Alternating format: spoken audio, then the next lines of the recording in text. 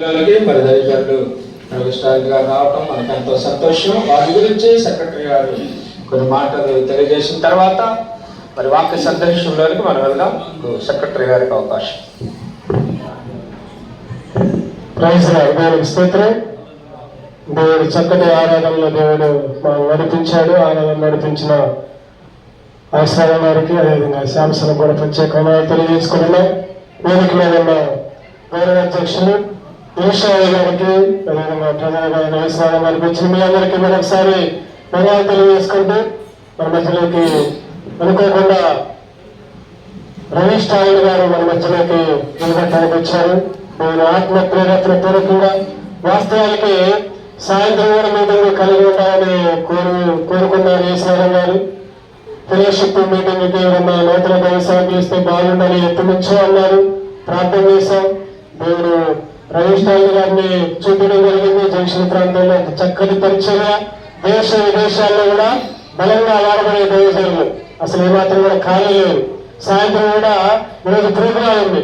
వాస్తవానికి సాయంత్రం కూడా మీటింగ్ అరేంజ్ చేయాలని తెలిస్తే ఆల్రెడీ ముందే ఫిక్స్ అయిపోయింది సాయంత్రం బైబిల్ స్టడీ. ఉదయం వరకు వచ్చేదంతా అని రమేష్ ఠాగూర్ గారు చెప్పడం జరిగింది. మా మధ్యకి రావడం చాలా సంతోషం గారు. మీరు చిన్నపల్లి కొల్లేరు గారి ఆధ్వర్యంలో అక్కడ మీటింగ్ జరిగితే ఈశ్వరరావు గారు నేను వెళ్ళాం. చక్కటి వర్తమానాన్ని ఇచ్చారు అక్కడ. ఆ వర్తమానం వినగానే మేము ఆరోగ్యం చెప్పాం అయ్యగారికి. అయ్యగారు మా దగ్గర కూడా ఒకసారి రావాలి మీరు ఖచ్చితంగా అంటే ఖచ్చితంగా అలాగే వస్తా ఉన్నారు. ఆ మాట ప్రకారం ఇచ్చిన మాట ప్రకారం మా దగ్గరకు వచ్చారు. చాలా చక్కని దైవజనులు, ఆత్మపూర్ణంగా దేవుని చేత నడిపించుకునే దైవజనులు మన మధ్య చాలా సంతోషం. అయ్యగారికి ఈ సందర్భంగా సమయం ఇస్తా ఉంటాం. చప్పట్లు పెట్టుకుంటూ ఆరాధించుకునే అయ్యగారిని దేవుడు ప్రేరేపించకుండా అయ్యగారు మన మధ్య వాక్యాన్ని పంచుకుంటారు.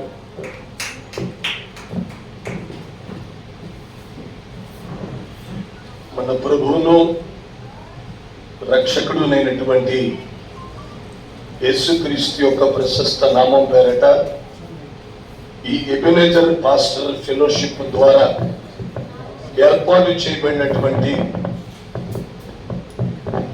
ఈ సేవకుల సదస్సులో పాలు పంపులు పొంది దైవవాక్యం ద్వారా దైవ దీవెన పొందడానికి, దైవ జ్ఞానాన్ని నేర్చుకోవడానికి దైవ ఆశీర్వాదాలు పొంది దైవ కృపలో దైవ కృపలో చక్కగా వర్ధిల్లడానికి కూడి వచ్చిన మీ అందరికీ నా శుభములు, అందరికీ శుభములు, శుభాభివందనములు తెలియచేస్తున్నాను. నేను మొదటిసారిగా ఈ ప్రాంతానికి రావడానికి, వాక్య పరిచర్య చేయడానికి దేవుడు నాకు ఇచ్చిన అవకాశాన్ని బట్టి, గొప్ప భాగ్యాన్ని బట్టి మొట్టమొదటిగా దేవాది దేవునికి నా కృతజ్ఞత స్తుతులు స్తోత్రాలు చెల్లిస్తున్నాను. అలాగే నన్ను ప్రేమతో ఈ మీటింగ్ ఆహ్వానించిన స్థానిక దైవజనులు యేసునాథం అయ్యగారికి ప్రత్యేకంగా శుభములు తెలియజేస్తున్నాను. నేను ఇప్పటి వరకు 27 సంవత్సరాల నుంచి సేవ చేస్తున్నాను. రేపు జూలై 18కి 28లోనికి ప్రవేశిస్తాను. కానీ ఇంతవరకు ఎక్కడా కూడా యేసు పాదం అనే పేరే వినపడింది తప్ప యేసు నాదం అనే పేరు మొట్టమొదటిసారిగా నేను ఇక్కడే విన్నాను. చాలా సంతోషం, చాలా దీవెనకరం. అలాంటి దైవజనుల ద్వారా ఈ మీటింగ్ ఏర్పాటు చేయబడటం చాలా సంతోషమని నేను ప్రభువుని స్తుతిస్తున్నాను. అలాగే ఇక్కడ ఉన్నటువంటి దైవజనుడు జోసఫ్ కిరణ్ అయ్యగారికి, అలాగే కె ఆశీర్వాదం అయ్యగారికి, అలాగే హెన్రీ అయ్యగారికి, వేదిక మీద ఉన్న పెద్దలందరికీ కాబట్టి వీళ్ళందరికీ కూడా ప్రభు పేరట ప్రత్యేకంగా ప్రేమతో వందనాలు తెలియజేస్తున్నాను. ఇక దయచేసి ఎవరూ మాట్లాడకూడదు, ఎవరు అటు ఇటు తిరగకూడదు, మధ్యలో ఎవరు సెల్ ఫోన్ చూడకూడదు, ఎవరు అనాలోచనగా ఉండకుండా బయట కూడా కాస్త మాట్లాడుతున్న వాళ్ళని కొద్దిగా నిశ్శబ్దంగా ఉండవలసిందిగా ప్రభు పేరట ప్రేమతో మనవి చేస్తూ ఉన్నాను. మనందరం కూడా దైవ సేవకులం, మనందరం కూడా వాక్యం బాగా తెలిసిన వాళ్ళం, మనందరం కూడా దేవుని కృపలో ఎన్నో సంవత్సరాల నుంచి ఇప్పటికే మనం సేవ చేస్తున్న వాళ్ళం అయినప్పటికీ కూడా వాక్యం వినడం మనకి దీవెనకరం, వాక్యాన్ని నమ్మడం, దానికి లోబడడం, దాని ప్రకారం ప్రవర్తించడం కూడా మనకు ఆశీర్వాదకరం. అలాగే మన మధ్య నేను ఇక్కడ చిన్నమోదుగు పల్లిలో కూడా వాక్య పరిచర్య చేయడానికి దేవుడు నాకు అవకాశం ఇచ్చి అక్కడ కూడా వాడుకున్నాడు. అక్కడ కూడా నన్ను ప్రేమతో ఆహ్వానించిన ప్రియులు పెద్దలు కొరినేలయ్య గారికి కూడా ప్రత్యేకంగా శుభాభివందనాలు తెలియచేస్తున్నాను. ఈ ఉదయకాలమందు ఒక దైవజనుడి చరిత్ర మీతో చెప్పాలని ఆశిస్తున్నాను. మీరు ఎవరూ రెఫరెన్స్లు చదవక్కర్లా, జస్ట్ బైబిల్ ఓపెన్ చేసి మీరు లేఖనాన్ని గమనిస్తే సరిపోతుంది. ఇంట్రెస్ట్ ఉన్నవాళ్ళు రాసుకుంటే సరిపోతుంది.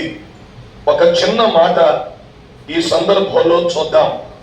దినవృత్తాంతాల 2వ గ్రంథం 8వ అధ్యాయం 14వ వచనం.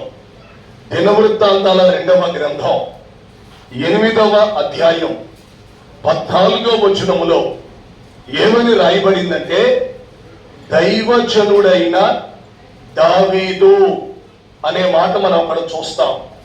దైవజనుడైన దావీదు అనే మాట దినవృత్తాంతాల 2వ గ్రంథం 8వ అధ్యాయం 14వ వచనములో మనం గమనిస్తున్నాం. నిజంగా దైవజనుడు అనే మాట మనకెంత విలువనిస్తుందో, దైవజనుడు అనే మాట మనకెంత ఘనతనిస్తుందో, దైవజనుడు అనే మాట మనకెంత గౌరవప్రదమైందో ఒక్కసారి మీరు అర్థం చేసుకోవాలి. జనులు చాలా మంది ఉన్నారు, కానీ దైవజనులు అనేవాళ్ళు మాత్రం కొంతమందే ఉన్నారు అని గుర్తుపెట్టుకోవాలి. కనుక మనం ఒక ప్రత్యేకమైన పిలుపుతో ఉన్నాం, ప్రత్యేకమైన హోదాలో ఉన్నాం, ప్రత్యేకమైన గౌరవప్రదమైన స్థితిలో ఉన్నాం అనే సంగతి మొట్టమొదట మనం గుర్తుపట్టాలి. ఇదే దైవ సేవకుడి గురించి, ఆయన పిలుపును గురించి హెబ్రీ పత్రికలో ఒక అద్భుతమైన మాట రాశాడు. ఒక్కసారి మనం ఆ మాట కూడా చూసుకొని మనం టాపిక్ లోనికి ప్రవేశిద్దాం. హెబ్రీ పత్రిక 5వ అధ్యాయం, హెబ్రీ పత్రిక 5వ అధ్యాయం 4వ వచనం నేను చదువుతున్నాను, జాగ్రత్తగా చూద్దాం. హెబ్రీ పత్రిక 5:4. మరియు ఎవడును ఈ ఘనత తనకు తానే వహించుకొనడు గాని అహరోను పిలువబడినట్టుగా దేవుని చేత పిలువబడిన వాడై ఈ ఘనత పొందును. సత్యత్రి స్తోత్రం చెప్పండి, హల్లెలూయా చెప్పాలి, హల్లెలూయా. మొట్టమొదట దైవజనుడైన దావీదు అనే మాట మనం విన్నాం. దైవజనుడు అనే పదవి, దైవజనుడు అనే మాట ఎంత గొప్ప హోదా కలిగింది, ఎంత గొప్ప ఘనత కలిగింది, ఎంత విలువైన మాట ఆ మాట అని ఆలోచిస్తే బైబిల్ చెప్తున్న మాట, ఎవడును ఈ దేశంలో సేవ చేయని, విదేశాల్లో సేవ చేయని, 10 ఏళ్ళ నుంచి సేవ చేయని, 30 ఏళ్ళ నుంచి సేవ చేయని, 60 ఏళ్ళ నుంచి సేవ చేయని ఎవడైనా సరే ఈ ఘనత తనకు తానే వహించుకొనడు గాని అహరోను పిలువబడినట్టుగా దేవుని చేత పిలువబడిన వాడై ఈ ఘనత పొందును అని బైబిల్ చెప్తుంది. తలపైకెత్తాలి, ఒక మాట బాగా వినాలి. నువ్వు దైవజనుడు అని పేరు పెట్టుకున్నావు, నేను దైవజనుడు అని పేరు పెట్టుకున్నాను, మంచిది. కానీ అహరోను పిలువబడినట్టుగా మీరు పిలువబడ్డారా?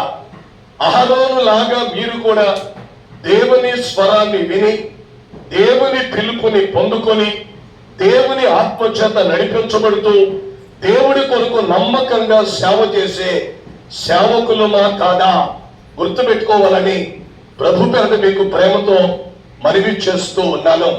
చాలా మంది మా సేవ సరిగ్గా నడవట్లేదండి, మాకు ఆర్థిక పోషణ సరిగ్గా లేదండి, మాకు సంఘం సమకూడట్లేదండి, నాకు ప్రసంగించడానికి అవకాశం రావట్లేదండి, దేవుడు నన్ను వాడుకోవట్లేదండి అని బాధపడే సేవకుల్ని చాలా మందిని మనం చూస్తాం.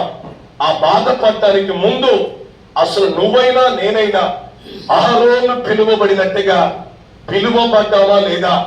పిలువబడితే పనిచ్చే బాధ్యత అయిందే, పిలువబడితే పోషించే బాధ్యత అయిందే, పిలువబడితే వాడుకునే బాధ్యత అయిందే, పిలువబడితే సంఘాన్ని సమకూర్చే బాధ్యత ఆయనదే. కాబట్టి బ్రతిమలాడుతున్నాను, ఎవరు పడితే వాళ్ళు సేవకు వచ్చేస్తే నష్టమే. ఎవరు పడితే వాళ్ళు సేవ అనే కార్యక్రమాన్ని ప్రారంభిస్తే అనుకున్నంత అభివృద్ధి, క్షేమాభివృద్ధి, తదుకు మహాభివృద్ధి మనం పొందలేకపోవచ్చు. నేను రక్షించబడిన తర్వాత నమ్మకమైన విశ్వాసిగా దేవుని మందిరానికి వెళ్తున్నాను. గ్రూప్ 2A పరీక్షలకి ప్రిపేర్ అవుతున్నాను. MA చదువుకున్నాను, గ్రూప్ 2A పరీక్షలకి ప్రిపేర్ అవుతున్నాను. అంటే సబ్ రిజిస్ట్రార్ కానీ లేకపోతే MRO కానీ ఇలాంటి పోస్టులు వస్తాయి. ఆ పరీక్షలకి ప్రిపేర్ అవుతుంటే నేను ఏ మీటింగ్కి వెళ్ళినా పాస్టర్ గారు ప్రార్థన చేయటం, తమ్ముడు దేవుడు నిన్ను సేవకు పిలుస్తున్నాడయ్యా అని చెప్పారు. అలా 25 మందికి పైగా నా గురించి ప్రవచించారు. అప్పుడు నేను మా అమ్మగారితో చెప్పా, అమ్మా ఇలా 25 మంది నా గురించి సేవకు వెళ్ళమని ప్రవచిస్తున్నారు అంటే మా అమ్మగారు అన్నారు, అరే మనకెందుకురా, మన వాళ్ళంతా చదువుకున్న వాళ్ళు, మన వాళ్ళంతా ఉద్యోగస్తులు, మనకెందుకు వచ్చింది ఈ సేవ? ఆదివారం పాస్టర్ గారు ఎక్కడికి వెళ్ళి వాక్యం చెప్పమంటే చెప్పు తప్ప మన కొద్ది సేవ, మనం ఇంకా ఇల్లు కట్టుకోవాలా, మీకు ఇంకా పెళ్ళవరా, ఎంతో భవిష్యత్తు ఉంది, మనకెందుకు ఈ సేవ అని మా అమ్మగారు నాతో చెప్పారు.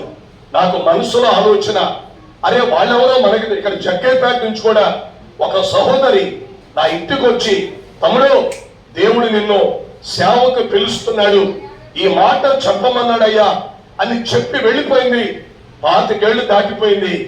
ఇంతవరకు మళ్ళీ ఆవిడెవరో నాకు కనపడలా, నా దగ్గర గ్లాసు మంచినీళ్ళు తాగలా, నా దగ్గర రూపాయి కాను కూడా తీసుకోకుండా విషయం చెప్పి వెళ్ళిపోయింది. అప్పుడు నేను నా దేవుడు మాట్లాడే దేవుడు కనుక, దేవా వాళ్ళతో వీళ్ళతో చెప్పడం కాదు, నువ్వు నాతో చెప్పాలి. ఉద్యోగం చేయమంటావా, సేవ చేయమంటావా, ఏంటి అసలు నా పట్ల నీకు చెప్తాం అని నేను అలా సంవత్సరం పాటు ఖాళీ ఉన్నప్పుడల్లా 1 గంట 2 గంటలు 3 గంటలు 4 గంటలు 5 గంటలు 6 గంటలు 7 గంటలు కూడా ప్రార్థన చేయటం నాకు తెలుసు. అలా ఒక సంవత్సరం పాటు ప్రార్థన చేసిన తర్వాత మిట్ట మధ్యాహ్నం నా గదిలో మోకరించి నేను ప్రార్థన చేస్తుంటే ఒక స్పష్టమైన స్వరం నా అంతరంగంలో వినపడుతుంది, నువ్వు నా సేవకుడివి, వచ్చే ఆదివారం నుంచి ఇదే అద్దె ఇంట్లో నువ్వు ఆదివారం ఆరాధన మొదలుపెట్టు అని దేవుడు చెప్పాడు. గలతీ పత్రికలో పౌలు గారు చెప్పినట్టుగా నేను ఏ మనుష్య మాత్రుడితో సంప్రదింపలేదు. 27 సంవత్సరాల క్రితం ఇండిపెండెంట్ గా 10 మంది లోప విశ్వాసంతో సేవ మొదలుపెట్టా. నా కుడి పక్కన హోసన్న దేవదాస్ గారు ఉంటారు, నా ఎడం పక్కన 50 ఏళ్ళ నుంచి ఉన్న CSI చర్చ్ ఉంటుంది, ఆ పక్కన బైబిల్ మిషన్ ఉంటుంది, ఆ పక్కన బైబిల్ ఫెలోషిప్ ఉంటుంది, ఈ పక్కన బేతేలు ఉంటుంది, ఆ పక్కన RCM ఉంటుంది, ఎన్నో ఉన్నాయి. కానీ నేను దేవుడి పిలుపు నిమిత్తం, దేవుడు పిలిచాడు గనుక నేను ఎవరిని ఆశ్రయించకుండా, ఎవరి పాదాలు పట్టుకోకుండా ఇండిపెండెంట్ గా హనుమాన్ జంక్షన్ లో 27 ఏళ్ల క్రితం నేను సేవ మొదలు పెట్టాను. అద్భుతంగా 14 సెంట్లు స్థలం, భారీ ఎత్తున మందిరం, అద్భుతమైన సంఘం, బైబిల్ కాలేజ్, వర్షిప్ స్కూల్, బ్రాంచ్లు, అలాగే రోజు మీటింగులు, అనేక రాష్ట్రాల్లో వాడబడే కృప. అమెరికా దేశంలో కూడా రీసెంట్ గా మొన్నే వెళ్ళాను 3 సార్లు. ఇప్పుడు అమెరికా వెళ్ళడానికి దాదాపు 11 దేశాల్లో కూడా అద్భుతంగా వాక్య పరిచర్య చేయడానికి దేవుడు నన్ను వాడుకున్నాడు. స్తోత్రం చెల్లిద్దాం, హల్లెలూయా చెప్పాలి, హల్లెలూయా. ఎందుకు ఈ మాట చెప్పానంటే, దేవుని పిలుపు నీకుంటే అసలు నీ ఆశీర్వాదం ఎవడో ఆపలేడు. దేవుడి చేత నువ్వు పిలువబడితే నిన్ను అద్భుతంగా దేవుడు వాడుకుంటాడు. ఇవాళ కూడా దేవా ఈ నెలలో 50,000 కావాలి ప్రభా అని ప్రార్థన చేస్తే పరిగెత్తుకుంటూ 50,000 నా కాళ్ళ దగ్గరికి రావడం నేను గమనిస్తూ వచ్చా. ఈ 27 ఏళ్ల సేవలో ఎవరిని నోరు తెరిచి నేను రూపాయి అడగను. ఎవరికి అసలు మీటింగ్లు పెడుతున్నాం బ్రదర్ మీరు ఒక 10,000 వేయాలి, మీటింగ్లు పెడుతున్నాం సార్ మీరు ఒక 20,000 వేయాలని ఎవరిని ఎప్పుడు అడగలా. అడిగామంటే ఆడి చెట్టు ఎక్కుతాడు, అడిగామంటే ఆడి పెత్తనం మొదలెడతాడు, అడిగామంటే నేను చెప్పిన స్పీకర్ని పిలవమంటాడు, ఆడు చెప్పిన స్పీకర్ నేను పిలుపుతూ నా ప్రార్థన ద్వారా నేను ప్రేరేపించబడితే నా ప్రేరణ ప్రకారం స్పీకర్ని పిలుస్తాను తప్ప ఆడేదో 10,000 ఇచ్చాడని ఆడి పెత్తనం మన మీద ఉండడానికి వీలు లేదు. కాబట్టి నేను ఎప్పుడు ఎవరిని అడగను. మొన్న కూడా సిల్వర్ జూబ్లీ 25 వసంతాల పండుగ పెట్టా. 11.5 లక్షల రూపాయల ఖర్చు అయింది. ఇక బైబిల్ సాక్షిగా చెప్తున్నాను, ఎవరిని నోరు తెరిచి అడగల. 11.5 లక్షలు అవుతుంది, ప్రార్థన చేద్దాం అన్నాను. శుభ్రంగా విశ్వాసం తీసుకొచ్చి 11.5 లక్షల రూపాయలు నా చేతిలో పోశారు. దైవజనులు, పెద్దలు, ఆత్మీయ తండ్రి హ్యారీ గోమ్స్ గారిని ఆ మీటింగ్ పిలిచాం. వెళ్ళిపోతా ఆయనకి 1 లక్ష రూపాయలు కానుకిచ్చి పంపించేశారు. స్తోత్రం చెప్పండి హల్లెలూయా, చెప్పండి హల్లెలూయా. అసలు దేవుడి పిలుపు, దేవుడి కృప, దేవుడి యొక్క ఆ వాక్యం, దేవుడి మీద ఆనుకోవటం, దేవుడి మీద ఆధారపడటం, దేవుని పాదాలు పట్టుకోవటం నేర్చుకుంటే ఇదిగా ప్రతి దీవెన పరిగెత్తుకుంటూ కాళ్ళ దగ్గరికి రావాల్సిందేనని 27 సంవత్సరాల సేవ అనుభవంతో మీకు చెప్తున్నాను. కనుక దైవజనుడైన దావీదు అనే మూల వచనం మనం తీశాం. దైవజనుడంటే ఆషామాషివాడు కాదని, అహరోను పిలువబడినట్టుగా దేవుని చేత పిలువబడి ఈ ఘనత పొందిన వాడే దైవజనుడు అనే బైబిల్ మనకి చక్కగా చెప్తోంది. ఇప్పుడు బాగా వినాలి. పేరుకు దైవజనుడు దావీదు గారు బాగుంది. అసలు నా ఇష్టానుసరైన మనుషుడు, నా ఉద్దేశాలు నెరవేర్చేవాడని దేవుని ద్వారా సాక్ష్యం పొందాడు. అది కూడా నంబర్ 1. మూడవది, దినములకు 7 సార్లు స్తుతిస్తా, అది బాగుంది. ఈయన యెహోవా నా కాపరి అని అలాంటి పాటలు ఎన్నో రాశాడు, రాగాలు కట్టాడు, చక్కగా పాడాడు. 10 తంతల సితారా మీద పాటలు ప్లే చేస్తాడు. ఆయన ఆరాధన చేస్తుండగా సౌలుకు పట్టిన దయ్యాలు కూడా పారిపోయాయి అని బైబిల్ చెప్తుంది. గొలియాతు లాంటి వీరాధి వీరులను కూడా ఓడించిన వాడిగా కూడా చరిత్రలో మనకు కనబడుతున్నాడు. బాగా వినాలి. ఇన్ని గొప్ప లక్షణాలు ఉన్న దైవజనుడైన దావీదు ఒక టైంకి వచ్చేటప్పటికి ఆయన బ్రతుకులో ఏం జరిగిందో మీకు చూపిస్తాను, జాగ్రత్తగా చూద్దాం. సమూయేలు మొదటి గ్రంథం, సమూయేలు మొదటి గ్రంథం 30వ అధ్యాయం. పాత నిబంధన గ్రంథంలో 250వ పేజీలో సమూయేలు మొదటి గ్రంథం 30వ అధ్యాయం 18 నుంచి నేను చదువుతాను. దయచేసి ఎవరు చదవద్దు, నేను చదువుతాను. చూద్దాం. ఈలాగున దావీదు అమాలేకీయులు దోచుకొని పోయిన దానినంతటిని తిరిగి తెచ్చుకొనెను.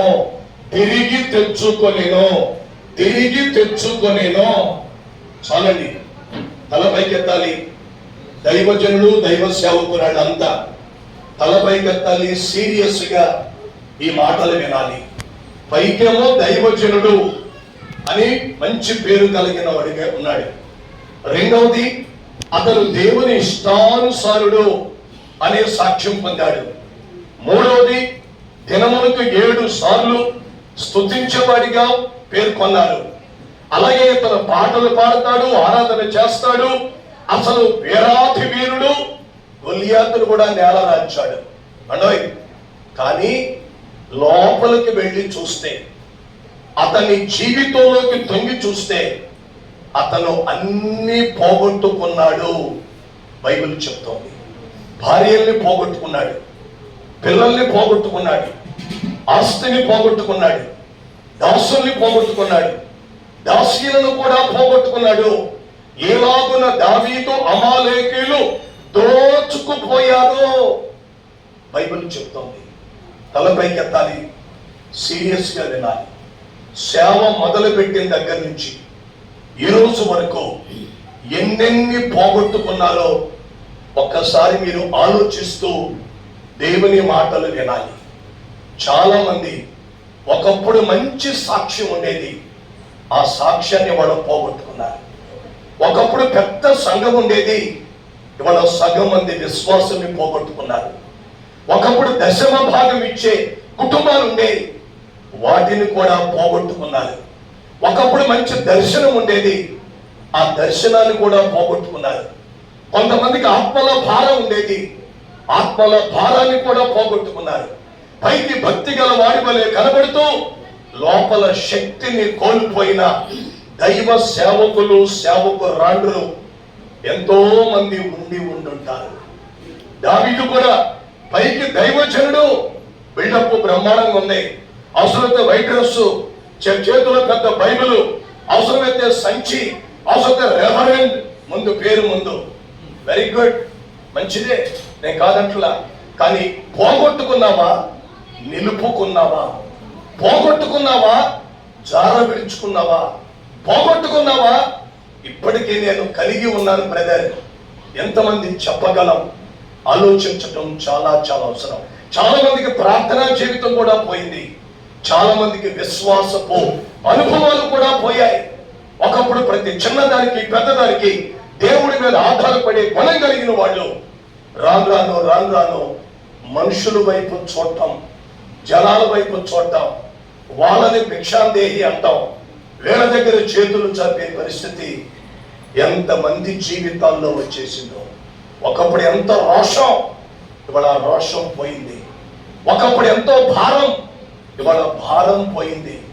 ఒకప్పుడు సోమవారం నుంచి శనివారం దాకా ప్రార్థన చేసుకొని సిద్ధపడి వాక్యాన్ని రెడీ చేసుకొని ఆదివారం మంట పుట్టించే వ్యక్తులు వాళ్ళ ఆదివారం పొద్దున్నే 6ంటికి లేచి ఏదో బడబడ 4 వాక్యాలు చూసుకొని, మనకేంటంటే రెఫరెన్స్ బైబిల్ అవుతుందిగా, శుభ్రంగా అది ముందేసుకోవటం, 4 రెఫరెన్సులు తగులుకోవటం, కాళిదాసు కవిత్వం కొంత, మన పైత్యం కొంత, అతను ఇనేవాడికి ఒక మొక్క అర్థమై సావట్లా, మా అయ్యగారి దగ్గరికి గాలిపోయింది, ఇక్కడ పరిశుద్ధాత్మ సంచారం ఆగిపోయింది, వాక్యములో పవర్ లేదని వాడు మెల్లగా వేరే చర్చికి వెళ్ళిపోవటం కూడా మన కుటుంబాల్లో, మన సంఘాల్లో నవ్వుతున్నాడంటే తాకిందన్నమాట.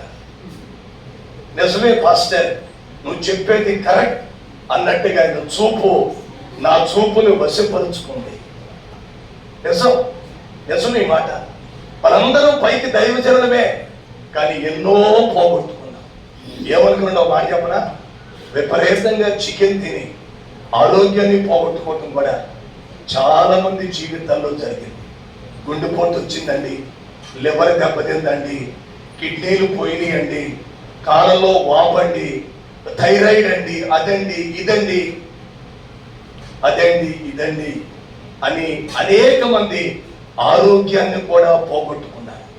ఒకప్పుడు దేవుడు బాగా దీవించి ఆర్థిక సమృద్ధి ఇస్తే ఆర్థిక సమృద్ధిని కూడా పోగొట్టుకున్నవాడు ఉన్నారు. మా దగ్గర ఒక ఆయన మాస్టర్గా చేస్తా, సిఎస్ఏలో మళ్ళీ పాస్టర్గా కూడా పనిచేస్తూ ఉంటాడు. ఎవడో చెప్పాడట, 10,000 ఇస్తే నీకు 50,000 ఇస్తాం, 50,000 ఇస్తే 10 లక్షలు ఇస్తాం అని ఎవడో చెప్పాడట. ఊరంతా అప్పులు చేసి మరి, అంటే దురాశ అన్నమాట, ఊరంతా అప్పులు చేసి మరి కట్టాడు. అవతలోడు కంపెనీ ఎత్తేసాడు, ఈ అప్పులోడు మీద పడ్డారు. చివరికి అలాగే చెక్కుల మీద దొంగ బాటలు రాసిచ్చాడు, చెక్ బౌన్స్ అయింది, కేసులు పెట్టారు. ఇప్పటికీ ఆయన జైల్లోనే గడుపుతూ ఉండటం నేను చూస్తూ వచ్చా. ఒకప్పుడు ఎంత విలువంతా పోయింది. ఒకప్పుడు ఎంత గౌరవం, ఆ గౌరవం అంతా పోయింది. ఒకప్పుడు ఎంత సాక్ష్యం, ఆ సాక్ష్యం అంతా పోయింది.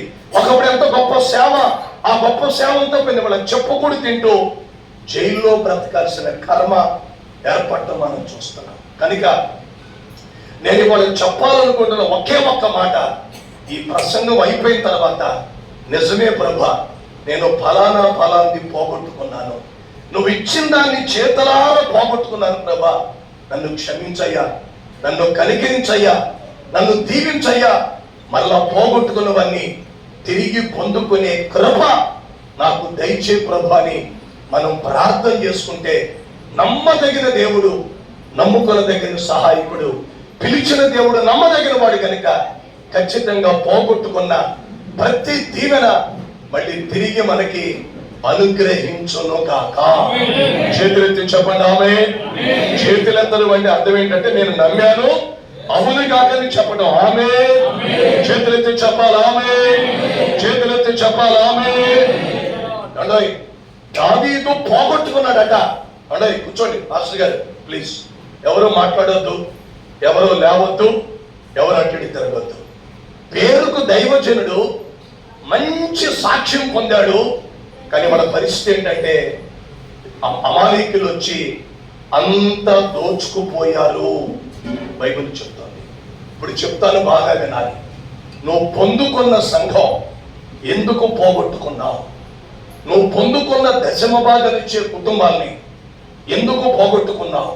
నీ దగ్గర నమ్మకంగా పరిచర్య చేసే పరిచారకులు ఎందుకు పోగొట్టుకున్నావు? నీ సంఘంలో మంచి సాక్ష్యాన్ని ఎందుకు పోగొట్టుకున్నావు? చాలా మంది చర్చలు కూడా పోగొట్టుకున్న వాళ్ళు, ఇళ్ళు కూడా పోగొట్టుకున్న వాళ్ళు, ఆస్తులు, ఆరోగ్యం, ఆధ్యాత్మిక జీవితం పోగొట్టుకున్న, కొంతమంది భార్యను పోగొట్టుకున్న వాళ్ళు, కొంతమంది భర్తను పోగొట్టుకున్న వాళ్ళు, కొంతమంది పిల్లలను కూడా పోగొట్టుకున్న వాళ్ళని చూస్తాం. పైకి మాత్రం వాక్యం చెప్తున్నావు, లోపల మాత్రం దిగులు, లోపల మాత్రం ఆవేదన, లోపల మాత్రం నిరాశ, లోపల మాత్రం కృంగుదల, లోపల మాత్రం డిప్రెషన్, లోపల స్ట్రెస్ తో ఫీల్ అయ్యే సేవకులు చాలా మంది ఉన్నారు. మరి దావీదు ఎందుకు పోగొట్టుకున్నాడు? చివరికి ఏం చేయటం వల్ల అతను తిరిగి పొందుకున్నాడో నా టైంను బట్టి 2 లేదా 3 పాయింట్లు చెప్పి నేను ముగిస్తాను. జాగ్రత్తగా ఆసక్తిగా దేవుని మాటలు ఆలకించాలి.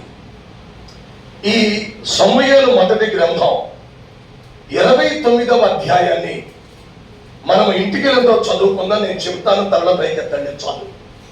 29వ అధ్యాయంలో అంతకు ముందు వరకు ఏమన్నాడు దావీదు? సౌలును నేను చంపను, అతను అభిషేకించబడిన వాడు, అతడు దేవుడు చేత ఏర్పాటు చేయబడిన వాడు కనుక నేను అతన్ని చంపను చంపను చంపను అని చాలా కాలం ఓర్చుకున్నాడు. చాలా కాలం క్షమించాడు, చాలా కాలం ప్రేమించాడు, చాలా కాలం సౌలును ముట్టకుండా దూరంగా దూరంగా దూరంగా తిరిగాడు. అంటే కాలక్రమంలో ఇదే దావీదు ఎలా మారిపోయాడో మీకు చెప్తాను, జాగ్రత్తగా వినాలి. మనం కూడా ఒకప్పుడు బ్రహ్మాండంగా మొదలు పెట్టాం మన జీవితాన్ని, మన సేవని. కానీ రాను రాను రాను రాను ఎలా మారిపోతున్నామో మీకు చూపించి ముందుకెళ్ళాలని చెప్పి నేను ఆశపడుతూ ఉన్నాను. ప్రారంభంలో దేవుడి మీద భక్తి, ఇప్పుడేమో భక్తి చల్లారిపోయింది. ప్రారంభంలో గంటల గంటల ప్రార్థన, ఇప్పుడేమో దేవుడి దగ్గర ప్రార్థన చల్లారిపోయింది. ఒకప్పుడు ప్రతిదానికి దేవుడి చిత్తాన్ని కనుక్కొని అడుగులు ముందుకేశావు. ఇవాళ దేవుడి చిత్తం కంటే నీ చిత్తం, మీ ఆవిడి చిత్తం, మీ పిల్లల చిత్తమే సేవలో కానీ ఇంటిలో కానీ నెరవేరుతుందంటే ఎంత దిగజారిపోయామో ఆలోచించటం చాలా అవసరం. దావీదు ఎందుకు పోగొట్టుకున్నావయ్యా అంటే, ఇదిగా దేవుడికి దూరం అయిపోయాను బ్రదర్, విశ్వాసంలో దూరం అయిపోయాను, దైవజనునైనా దైవజనుడి లాగా నా జీవితాన్ని కట్టుకోపోవటం వల్లే అనేకం పోగొట్టుకున్నా అని దావీదు చెప్తాడు. బాగా వినాలి. ఒకప్పుడు గొలియాత్ ఎదురైతే ఏమన్నాడు తెలుసా? ఏయ్ సున్నతి లేని ఫిలిస్తీయుడా, నువ్వేం చేయగలవరా? యెహోవా పేద నీ మీదకి వస్తున్నా, నీ అంతు చూసి ఇవ్వడే, నీ తల తెగనరికి నీ మాంసాన్ని కాపులకి గద్దలతో వేస్తా అని ఒకప్పుడు మాట, ఒకప్పటి రోషం, ఒకప్పటి భారం, ఒకప్పటి విశ్వాసం, ఒకప్పటి విశ్వాసపు ఒప్పుకోలు. కానీ రాను రాను రాను రాను రాను రాను దావీదు దేశాల వెంటపడి తిరుగుతున్నప్పుడు, ఆకీషు అనేటటువంటి ఒక ఫిలిస్తీయ రాజు దగ్గరికి వెళ్ళినప్పుడు దావీదు డైలాగులు ఎలా మారిపోయినాయో చూపించనా? మనం పొందుకున్నది పోగొట్టుకోవటానికి ఇదొక కారణం అని గుర్తుపెట్టుకో. చదువుతున్నాను. సమూయేలు మొదటి గ్రంథం 29వ అధ్యాయం 8వ వచనం. ఆకీష్ అనే రాజు, అబ్బాయి మా వాళ్ళంతా నువ్వు మా వెనకాల రావద్దు అంటున్నారు, వెళ్ళిపో అంటే ఆకీష్ అనే ఒక ఫిలిస్తీయ రాజుతో దావీదు లాంటి దైవజనుడు, దావీదు లాంటి అభిషిక్తుడు, దావీదు లాంటి సంగీత కళాకారుడు, దావీదు లాగా దేవుని దగ్గర సాక్ష్యం పొందిన వాడు ఏం మాట్లాడుతాడో యేసు ప్రభు చెప్పాడుగా, హృదయం నిండిందని బట్టే నోరు మాట్లాడుతుంది. ఇతని హృదయం దేవుడితో లేదు కనుక, లోకంతో నిండిపోయింది కనుక, బలహీనతలతో నిండిపోయింది కనుక ఇతని మాటలు ఎలా ఉన్నాయో చూద్దాం. దావీదు, నేనేమి చేసి తిని నా ఏలిన వాడవగు రాజా. చూసారండి, అరే ఫిలిస్తీయుడా, సున్నతి లేని నువ్వేం చేయగలవురా అని ఒకప్పుడు ఫిలిస్తీయుడి దగ్గర అరిచినటువంటి దావీదు ఇప్పుడు మరొక ఫిలిస్తీయుడి దగ్గర నా ఏలిన వాడవగు రాజా. నా ఏలిన వాడంటే నేను నీ బంటుని, నువ్వు నన్ను ఏళ్తున్నావు, నువ్వు నన్ను ఏలుతావు, నేను నీ దాసుని. ఒకప్పుడు సవాలు చేసిన దావీదు వాళ్ళ మాటల్లో ఎంత మార్పు వచ్చేసిందో. ఒకప్పుడు ఫిలిస్తీన్లు అంటే అసహించుకొని పేక తెగ నరికిన దావీదు ఇవాడు ఏమన్నాడంటే, నా ఏలిన వాడు ఒక రాజా, నీ శత్రువులతో యుద్ధము చేయుటకై నేను రాకుండాటకు నీ యొద్దకు వచ్చిన దినముల నుండి నేటి వరకు నీ దాసుడనై ఉంటిని, నా యందు తప్పేమి కనబడిందని ఆకీషుని అడిగాను. ఎంత విచారకరం, ఎంత బాధాకరం. అసలు నీ మాటలను బట్టే నువ్వు సేవలో ఉన్నావా తప్పిపోయావా చెప్పొచ్చు. నీ మాటలే నువ్వు ఆత్మీయంగా మండుతున్నావా ఆల్రెడీ చల్లారిపోయావా నీ మాటలను బట్టే చెప్పొచ్చు. ఒకప్పుడు దేవుడు చేస్తాడు బ్రదర్, దేవుడు వాడుకుంటాడు బ్రదర్, దేవుడు నాకు ఆత్మలు అప్పగిస్తాడు బ్రదర్, దేవుడు నాకు సంఘాన్ని ఇస్తాడు బ్రదర్, దేవుడు నాకు అద్భుతాలు చేస్తాడు బ్రదర్ అని మాట్లాడిన నువ్వు నేను ఇవాడు ఏమన్నావంటే, ఏదైనానండి విశ్వాసం ఇచ్చే కానుకల మీద సేవ చేయటం అంటే కష్టమేనండి. వ్యాపారం మొదలు పెడితే బాగుంటుంది అనుకున్నా, పెళ్ళిళ్ళు ప్యారేగా మారితే బాగుంటుంది అనుకున్నా, సెటిల్మెంట్లు చేస్తే బాగుంటుంది అనుకున్నా, లేదు మన ఎమ్మెల్యే గారికి దగ్గరికి వెళ్ళి ఆయన కాళ్ళు పట్టుకొని అక్కడ డబ్బులు తెచ్చుకొని క్రిస్మస్ మీటింగ్ పెడదాం అనుకున్నా, లేదంటే అమెరికా చూడన్నా సహాయం చేస్తాడేమో అమెరికా వైపు చూద్దాం అనుకున్నాను బ్రదర్. ఒకప్పుడు దేవుడికి దాసుడివి, ఇవాళ మనుషులకి దాసుడు అయిపోయాను. ఒకప్పుడు దేవుణ్ణి పేతురులాగా నా ఏలినవాడా నీ మాట చొప్పున వల వేస్తున్నానయ్యా అని చెప్పిన నువ్వు నేను ఇవాళ మనుషుల ముందు ఒకడు దశంగా నిలితే చాలు పాస్టర్ గారికి దడి పుట్టిపోతే దాడి గురించి వాక్యం చెప్పాలంటే పాస్టర్ గారికి దడ. బైబిల్ బట్టి చెప్తున్నాను నేను. ఇదిగా నూజివీడు పట్టణంలో మాజీ ఎమ్మెల్యే, వైసీపీ మాజీ ఎమ్మెల్యే మేకా ప్రతాప్ అప్పారావు నాయన, ఆయన సొంత మరదలు కోటగిరి రమాకాంతా దేవి అని ఆవిడ మాకు నూజివీడులో ఆ రోజుల్లో 20 ఏళ్ల క్రితం, ఆ రోజుల్లో 25 ఏళ్ల క్రితం 5 లక్షల విలువ చేసే స్థలం మా మందిరం పేరున ఉచితంగా రాసింది ఆవిడ. ఇవాళ అది 50 లక్షలు విలువ చేసే స్థలం. అయితే స్థలం ఇచ్చిందని నూనె రాద్దామా, స్థలం ఇచ్చిందని సోపు రాద్దామా, స్థలం ఇచ్చిందని నిజం చెప్పకుండా ఉంటానా? నేను అసలు ఉండను. అవసరతే ఎలా నేను ఇచ్చిన స్థలంలో గుడి కట్టి నాకే హెచ్చరికలు చేస్తున్నావా, బయటికి వా అంటే ఎదురుగా ఉన్న చెట్టు కింద సంఘం పెడతానికి రెడీ అయ్యి ఆవిడ మరియమ్మ విగ్రహాల దగ్గర పూజలు చేస్తుంది. రెండవది చిన్న అక్రమ సంబంధం ఉంది. ఈ రెండు నా చెవిని పడిన తర్వాత సందర్భం వచ్చినప్పుడల్లా నువ్వు విగ్రహారాధన మానాలి, మరియమ్మ కాదు దేవత, యేసు ప్రభు దేవుడు, నువ్వు వ్యభిచారం మానాలి, అక్రమ సంబంధాలు మానాలి అని పద్దాక చెబుతానే వచ్చా. ఆవిడ మొహం కొద్దిగా బాధగా పెట్టుకునేది. ఒక రోజున ప్రార్థన చేయించుకోకుండానే కోపంతో వెళ్ళిపోయేది. అయినా నేను ఆగలా. చెబుతూ జలము రాళ్లను అరగదిగినని యోబు గ్రంథంలో ఉన్నట్టుగా చెప్పగా విగ్రహారాధన మానేసింది, వ్యభిచారం వదిలిపెట్టేసింది. మారు మనసు పొంది గుళ్ళో స్థిరపడిపోయింది. స్తోత్రం చెప్పండి హల్లెలూయా. చెప్పాలి గట్టిగా హల్లెలూయా.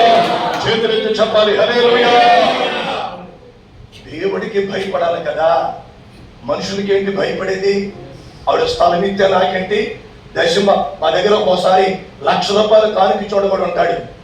అప్పుడు వందనాలు బ్రదర్, దేవుడు మిమ్మల్ని దీవించని కాకంట, తేడా వస్తే పోసేది నిజం. ఎందుకంటే ఆ ₹1,00,000 కోసం మనం ఎక్కడ కొద్దిసేపు తిరిగి చేస్తాం, అది ₹1,00,000 కోసం అది తప్పులు ఎక్కడ కప్పి పెడతాం, అది ₹1,00,000 కోసం హెచ్చరించకపోతే రేపొద్దున ఎలా నమ్మి నిన్ను సంఘంలో పెడితే నేను ఐదు పాప వచ్చింది వెళ్ళిపోతాడు లేదుగా. ఓకే ఓకే ఓకే అంటే గౌకులు లేచాడని అన్నాను. ఓకే కాబట్టి ఏమన్నా బ్రతిమలాడుతూ చెప్తున్నాను నేను, మనము ఎవ్వడికి వంగొద్దు,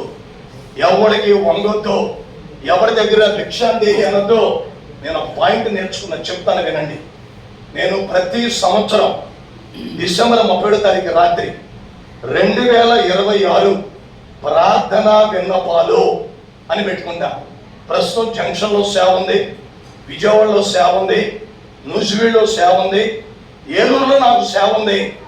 నాకు అబ్రహాంతో చెప్పిన మాట, నువ్వున్న స్థలం నుంచి తూర్పుకి పడమరకి ఉత్తరానికి దక్షిణానికి వ్యాప్తి చెందుతావు, నీ పిల్లలకి దేశాన్ని ఇస్తానని చెప్పిన వాగ్దానం నేను నమ్మి, హనుమాన్ జంక్షన్ సెంటర్లో ఉంటుంది.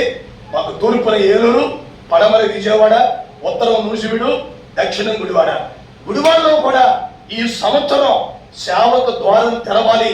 తెరిచినందుకు స్తోత్రం, ద్వారం తెరిచినందుకు స్తోత్రం. ప్రార్థన చేయాలి, ద్వారం తెరువు ప్రభువా, నాయనా ద్వారం తెరువు బాబో. అడుక్కునే వాళ్ళగా ద్వారం తెరువు కాదు, దీని ఏమంటారంటే విశ్వాసపు ఒప్పుకోలు అంటాం. తెరిచినందుకు స్తోత్రం, తెరవక మునిపే అవ్వక మునిపే అయినందుకు స్తోత్రం, కుదరకు మునిపే కుదిరినందుకు స్తోత్రం.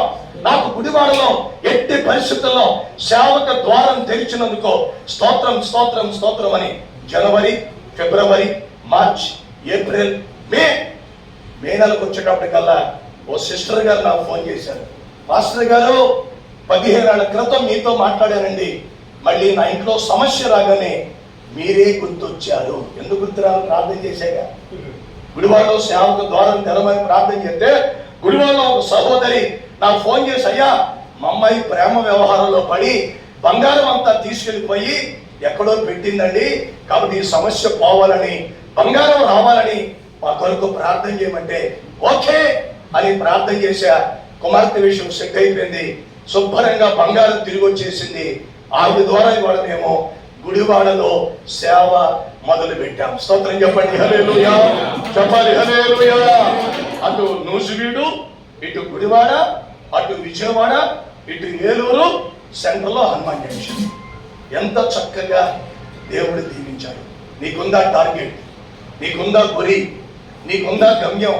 మనవాళ్ళు ఏమంటారంటే, అయ్యా నన్ను దీవించు, మా ఆవిడని దీవించు, మా పిల్లలను దీవించు, మా సంఘాన్ని కూడా హోల్సేల్ గా దీవించు. ఆమెనంటాం పడుకోవడం. పాల్ యాంగిచో అనే దైవజనుడు మీకు తెలుసో లేదో, 4వ కోణం, 4th డైమెన్షన్ అనే పుస్తకం రాశాడు ఆయన. ఆ పుస్తకంలో ఒక ఎగ్జాంపుల్ ఏం చెప్పాడంటే, నాకు సైకిల్ కావాలి ప్రభా అంటాడంట. 6 నెలలు అయింది ప్రార్థన చేసి, సైకిల్ కాదు కదా, సైకిల్ టైర్ కూడా రాలా. దేవుడి మీద తెగ సీరియస్ అయిపోయాడట. ఊరికమ్మయ్యా, నేనేమన్నా బండి అడిగానా, కారు అడిగానా, విమానం అడిగానా? ఆఫ్టర్ ఆల్ సైకిల్ అడిగితే సైకిల్ ఎవరికి పోయావు అంటే, తెల్లారుదని యేసు ప్రభు వచ్చి, వాళ్ళు అడిగించో, నువ్వు సైకిలో 6 నెలల నుంచి అడుగుతున్నావు కరెక్టే, అసలు మేడ్ ఇన్ అమెరికా సైకిల్ కావాలా చెప్పవు, మేడ్ ఇన్ ఇండియా సైకిల్ కావాలా చెప్పవు, మేడ్ ఇన్ చైనా సైకిల్ కావాలా చెప్పవు, రెడ్ కలర్ సైకిల్ కావాలా, బ్లాక్ కలర్ సైకిల్ కావాలా, వైట్ కలర్ సైకిల్ కావాలా చెప్పవు. సైకిల్ అంటే నేను నీ దగ్గరికి వస్తున్నా, నీవే క్లారిటీగా చెప్పవయ్యే, నీ మనసులో ఏదుందో బయటకు చెప్పవు గనుక నేను రావటం వెళ్ళిపోవటం 6 నెలల నుంచి ఇదే జరుగుతుందని చెప్పాడట. అప్పుడు అర్థమైంది, ఓహో మన ప్రార్థన కలగూర గంపలాగా ఉండకూడదు, మన ప్రార్థనలో స్పష్టత ఉండాలని. అప్పుడు చెప్పాడట, అయ్యా made in American cycle, red colour cycle నాకు ఇచ్చినందుకు స్తోత్రం స్తోత్రం స్తోత్రం స్తోత్రం స్తోత్రం. తెల్లారేటప్పటికల్లా ఎవరో తలుపు తట్టారు. ఎవరైనా తలుపు తెరిచి చూస్తే ఎదురుగా అమెరికన్ మిషనరీ ఉన్నాడు. అయ్యా, నేను అక్కడికి వచ్చాను కానీ మళ్ళీ వెళ్ళిపోతున్నాను, ఈ అమెరికన్ రెడ్ కలర్ సైకిల్ ఎవరికి ఇవ్వాలని ప్రార్థన చేస్తుంటే మిమ్మల్ని దేవుడు చూపించాడయ్యా, తీసుకోండి. 2 రోజుల్లో అయిపోయింది పని. 2 రోజులు. నీకు ఎందుకు పని అవ్వట్లేదంటే స్పష్టత లేదు, గురి లేదు. సేవలో దీవించు దీవించు దీవించు అన్నావు కానీ సంఖ్యాపరంగా దీవించాలా, ఆత్మీయంగా దీవించాలా, ఆర్థికంగా దీవించాలా, పరిచయం చేసేవాళ్ళు లేవనెత్తాలా, ప్రార్థన చేసేవాళ్ళు లేవనెత్తాలా, కానుకలు ఇచ్చేవాళ్ళు లేవనెత్తాలా, ఇతరుల మందిరాన్ని తోడుకొచ్చేవాళ్ళు లేవనెత్తాలా, క్లారిటీగా ప్రార్థన చేయట్లా, స్పష్టత లేదు. ఏదో బడబడ ప్రార్థన చేసేసి ఆమె అనటం వల్లే మనము దీవించబడలేకపోతున్నాం. కనుక బ్రతిమలాడుతూ చెప్తున్నాను, నీ జీవితంలో నా జీవితంలో మనుషుల వైపు చూడొద్దు. హ్యారీ గోమ్స్ గారు మా ఊళ్ళో మీటింగ్ పెట్టినప్పుడు నేను సండే సర్వీస్కి ఆయన ఆహ్వానించా. ఆయన నా గురించి ప్రవచనం చెబుతూ ఆయన చెప్పిన మాట ఏంటి తెలుసా? నా కుమారుడా, నువ్వు ఎవరి వైపు చూడొద్దు, నా వైపు చూడు, నేను అన్నీ చేస్తాను. అది అయిన తర్వాతే 11.5 లక్షలు దేవుడు కానుక రూపంలో నాకు పంపించాడు. మీటింగ్ బ్రహ్మాండంగా పెట్టేశాను. మీటింగ్ అంటే గుర్తొచ్చింది, ఒక మాట కూడా చెప్పాలి. చాలామంది వాళ్ళ ఎవరో పెద్ద సంఘం ఉండి బాగా ఆర్థిక సమృద్ధి ఉన్న పాస్టర్ గారి మీటింగ్ పెడితే తాడు బొంగరం లేనోడు కూడా అంత మీటింగ్ పెట్టేయాలని అప్పులు చేసుకొని పెద్ద మీటింగ్ పెట్టి ఉన్న కారు అమ్ముకున్నానండి, ఉన్న ఇల్లు అమ్ముకున్నానండి, ఉన్న వస్తువులు అమ్ముకున్నానండి అని చెప్పేవాళ్ళు కూడా లేకపోలేదు. అందుకే అన్నా నేను, అసలు ఒకడి వైపు చూడద్దు. నీ దర్శనం ఏంటో, నీ ఆర్థిక పరిస్థితి ఏంటో, నీ సంఘ స్థితి ఏంటో, నీ స్థాయి ఏంటో తెలుసుకొని దాన్ని బట్టి ముందుకెళ్ళాలి తప్ప వాడి వంక వీడి వంక చూస్తే చివరికి దావీదులాగా అన్నీ పోగొట్టుకుంటాం. ఒకప్పుడు దేవుడి వైపు చూచి యెహోవా పేరట నీ మీద యుద్ధానికి వస్తున్నా అని చెప్పినటువంటి దావీదు, దైవజనుడైన దావీదు ఇప్పుడు ఏమన్నాడంటే, ఫిలిష్తీయ రాజు ఆకీషు దగ్గర ఏమన్నాడంటే, నువ్వు నా ఏలిన వాడవి, నేను నీ దాసుని. మనుషులకు లోబడిపోయావా, దేవుడికి లోబడ్డావా? భార్యకు లోబడిపోయావా, దేవుడికి లోబడ్డావా? భర్తకు లోబడిపోయావా, దేవుడికి లోబడ్డావా? పిల్లలకు లోబడిపోయావా, దేవుడికి లోబడ్డావా? ఏలి అనే దైవజనుడు పిల్లలు చెప్పిన దానికి లోబడిపోయాడు తప్ప ఇది తప్పురా అని హెచ్చరించలేకపోవటం బైబిల్లో మనం చూస్తాం. చాలా మంది సేవకులు చక్కగా తమ పిల్లల్ని దేవుళ్ళో పెంచలేకపోవటం వల్ల సేవ చేద్దామని కూడా పిల్లలకి చాలా మందికి ఆలోచన కలగట్ల. సంఘంలోనే ఎవరో ఒక అమ్మాయిని ప్రేమించి తీసుకెళ్ళిపోవటం కూడా చాలా సంఘాల్లో మనం చూస్తున్నాం. అంటే మొదటి నుంచి పాస్టర్ గారు చెప్పలేదన్నమాట, మనం ఎలాంటి పనులు చేయకూడదురా, ప్రార్థన చేసుకొని జీవిత భాగస్వామిని పొందాలి అని చెప్పలేదు. కాబట్టి పాస్టర్ గారి పిల్లలు కూడా అంకికి రాకపోవటం మనం చూస్తున్నాం. నేను అందుకనే ముందు నా భార్యను అదుపులో పెట్టుకున్నా, తర్వాత నా కుమార్తెను అదుపులో పెట్టుకున్నా, తర్వాత నా కుమారుని అదుపులో పెట్టుకున్నా. లేకపోతే విశ్వాసులు ఏమంటారంటే, ముందు మీ ఆవిడికి చెప్పవయ్యా, పెద్ద అరిసవులే కానీ మా మీద, ముందు మీ ఆవిడికి చెప్పా అంటే మన పరిస్థితి ఏంటి? ముందు మీ అబ్బాయికి చెప్పిన ఆయన కళలు చూడలేక సస్తున్నాం, మీ అబ్బాయికి చెప్పా, తర్వాత మాకు చెబుతూ కానంటే మన పరిస్థితి ఏంటి? మీ అమ్మాయిని కంట్రోల్లో పెట్టండి పాస్టర్ గారు, తర్వాత మాకు చెబుతురులే అన్నారంటే మన పరిస్థితి ఏమిటి? కాబట్టి బ్రతిమలాడుతున్నాను. ఒకప్పుడు రోషం కలిగి ఫిలిష్తీన్ని ఎదిరించినటువంటి దావీదు, దైవజనుడైన దావీదు, వాళ్ళ పరిస్థితి ఏంటంటే అదే ఫిలిష్తీయుని ఏలినవాడు అంటున్నాడు, అదే ఫిలిష్తీయుని దాసుడు అంటున్నాడు. నువ్వు అందుకే చెప్తున్నా, నేను ఈ ఉన్నది పోగొట్టుకుంటున్నావు అంటే కారణం ఏంటంటే రాజకీయ నాయకులకి దాసులైపోతాం, లేదంటే మనుషులకు దాసులైపోతాం, ఎవడో కానుకెత్తాడంటే ఆడికి దాసులైపోతాం, ఎవడో ఎవడో ఎవడో. నేను 3వసారి మొన్న అమెరికా వెళ్ళా. అమెరికా వెళ్ళినప్పుడు కూడా అసలు నేను ఏ మొహమాటం ఉండదో వల్ల గుద్దినట్టుగా చెప్తా వాక్యం. అక్కడ చాలా మంది అన్నారు, చాలా మంది వచ్చారు పాస్టర్ గారు ఇక్కడికి, అందరూ దీవెనలే తప్ప మీలాగిట్ట ఖచ్చితంగా చెప్పిన వాళ్ళు లేడంటే నేను అన్నాను. వాళ్ళకి మళ్ళీ 2వసారి పిలవరని భయం. మనకి భయమే ఉంది. కానుకెవరని వాళ్ళకి భయం, మనకి భయమే ఉంది. నేను చెప్పా, ఇండియాలో ఉన్న సేవకులకు అనవసరంగా డబ్బులు పంపించి మ్యాప్ మాకండి, వాళ్ళకి ఇప్పటికే ఎక్కువై ఏడుస్తున్నారు, ముందు మీ సంఘాన్ని డెవలప్ చేసుకోమని అక్కడ చెప్పొచ్చాను నేను. కాబట్టి బ్రతిమలాడుతున్నాను, మనం ఏ మనిషికి దాసుడిగా మారద్దు. అంటే అర్థం ఏంటి? దేవుడికి దూరం అయిపోతే మనుషులకి దాసుడు అవుతావు, దేవుడికి దగ్గరైతే దేవుడికి దాసుడు అవుతావు. గొలియాత్ అయినా చీల్చేస్తావు, సింహానైనా చీల్చేస్తావు, ఎలుగుబంటినైనా చీల్చేస్తావు, సౌలు సైనికులైనా హతమారుస్తావు తప్ప ఎక్కడ ఓడిపోవో, ఏది పోగొట్టుకోవు. కనుక అడుగుతున్నాను సీరియస్గా, మనుషులకు భయపడుతున్నావా, దేవుడికి భయపడుతున్నావా? మనుషులకు లోబడ్డావా, దేవుడికి లోబడ్డావా? మనుషులకు దాసుని అంటున్నావా, దేవుడికి దాసుని అంటున్నావా? ఎందుకయ్యా దావీదు ఉన్నయన్నీ పోగొట్టుకున్నావంటే నేను మనుషులకి దాసునైతే. ఆ 29వ అధ్యాయం తర్వాతే 30వ అధ్యాయంలో అమాలేకులు వచ్చి దావీదంతటిది దోచుకుపోయారు బైబిల్ చెప్తుంది. ఇంకో మాట కూడా చూపిస్తా. ఇది సేవకుల్లో ఉన్న మరొక దుర్గుణం, ఇది కూడా చూపిస్తా. అదే సమూయేలు మొదటి గ్రంథం 29వ అధ్యాయం 1 నుంచి నేను చదువుతున్నాను చూడండి. 1 నుంచి నేను చదువుతున్నాను చూడండి. సమూయేలు మొదటి, అందరూ చూడాలి బైబిల్, అందరూ చూడాలి బైబిల్. సమూయేలు మొదటి గ్రంథం 29:1 నుంచి. అంతలో ఫిలిష్తీయులు దండెత్తిపోయి అఫెకులో దిగి ఉండేది. ఇశ్రాయేలులోని జల దగ్గర దిగి ఉండేది. ఫిలిష్తీయుల సర్దారులు తమ సైన్యమును 100 మందిగాను 1000 మందిగాను వ్యూహపరిచి వచ్చుచుండగా దావీదును అతని జనులను ఆకీష్ అంటే ఫిలిష్తీయ రాజుతో కలిసి దండు వెనక తట్టును వచ్చుచుండేది. తలపైకెత్తండి, తలపైకెత్తండి. ఫిలిష్తీయులు ఇశ్రాయేలీల మీద దండెత్తడానికి వెళ్తున్నారు. ఇశ్రాయేలు పక్కన ఎవడున్నాడు?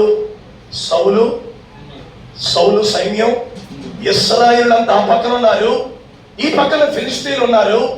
ఫిలిష్తీయులంతా ఇశ్రాయేలీల మీదకి దండెత్తి వెళ్తున్నారు. ఇదిగో ఫస్ట్ టార్గెట్ ఎవరంటే సౌలే, తర్వాత మిగిలిన సైన్యం. వాళ్ళతో కలిసి అంట ఎండోయ్, వాళ్ళతో కలిసి దావీదు కూడా వెళ్తున్నాడు. ఒకప్పుడేమో అభిషేకించిన వాడిని ముట్టుకోను అన్నాడు, ఒకప్పుడేమో నీతిమంతులు పుట్టడం నాకు దైవాభిషేకం అన్నాడు.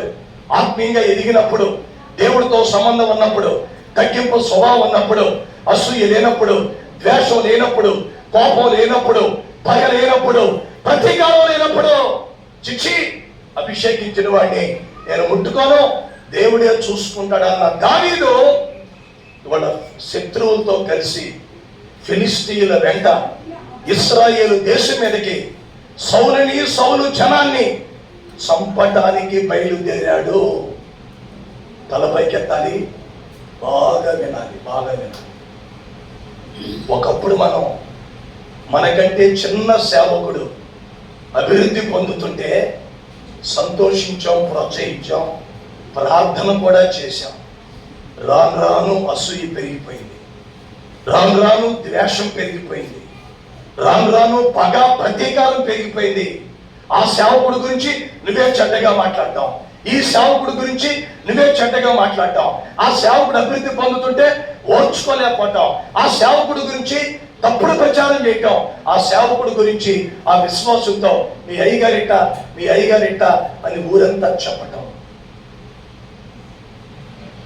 ఒకప్పుడు సౌలుని చంపను అన్నటువంటి దావీదు వాడ సౌలును చంపటానికి శత్రువులైన ఫిలిష్తీయులతో కలిసి వాళ్ళు వెనకాల పడి వెళ్ళిపోతున్నాడు అంటే పరిస్థితి ఎంత దారుణంగా ఉందో అర్థం చేసుకోవాలి. నేను ఒక రోజున ఇక్కడెక్కడే దగ్గరలో ఊరి పేరు చెప్తే తడుచుకుంటాను. ఇక్కడే ఒక ఊర్లో మీటింగ్కి వచ్చాను. ఆ పాస్టర్ గారు నాతో చెప్తున్నారు, నేను బాగా అభివృద్ధి పొందుతున్నానని. ఎక్కడే ఉన్న మరొక పాస్టర్ నన్ను చంపించడానికి మనుషుల్ని మాట్లాడాడండి. దేవుని కృపలో నేను తప్పించుకున్నా. వీళ్ళు సేవకుల, వీళ్ళు తెల్లబట్ల, వీళ్ళు చేతిలో బైబిల, వీళ్ళు ప్రైజ్ లార్డ్ హల్లెలూయా దేవునికి స్తోత్రాల, వీళ్ళు ప్రసంగాల.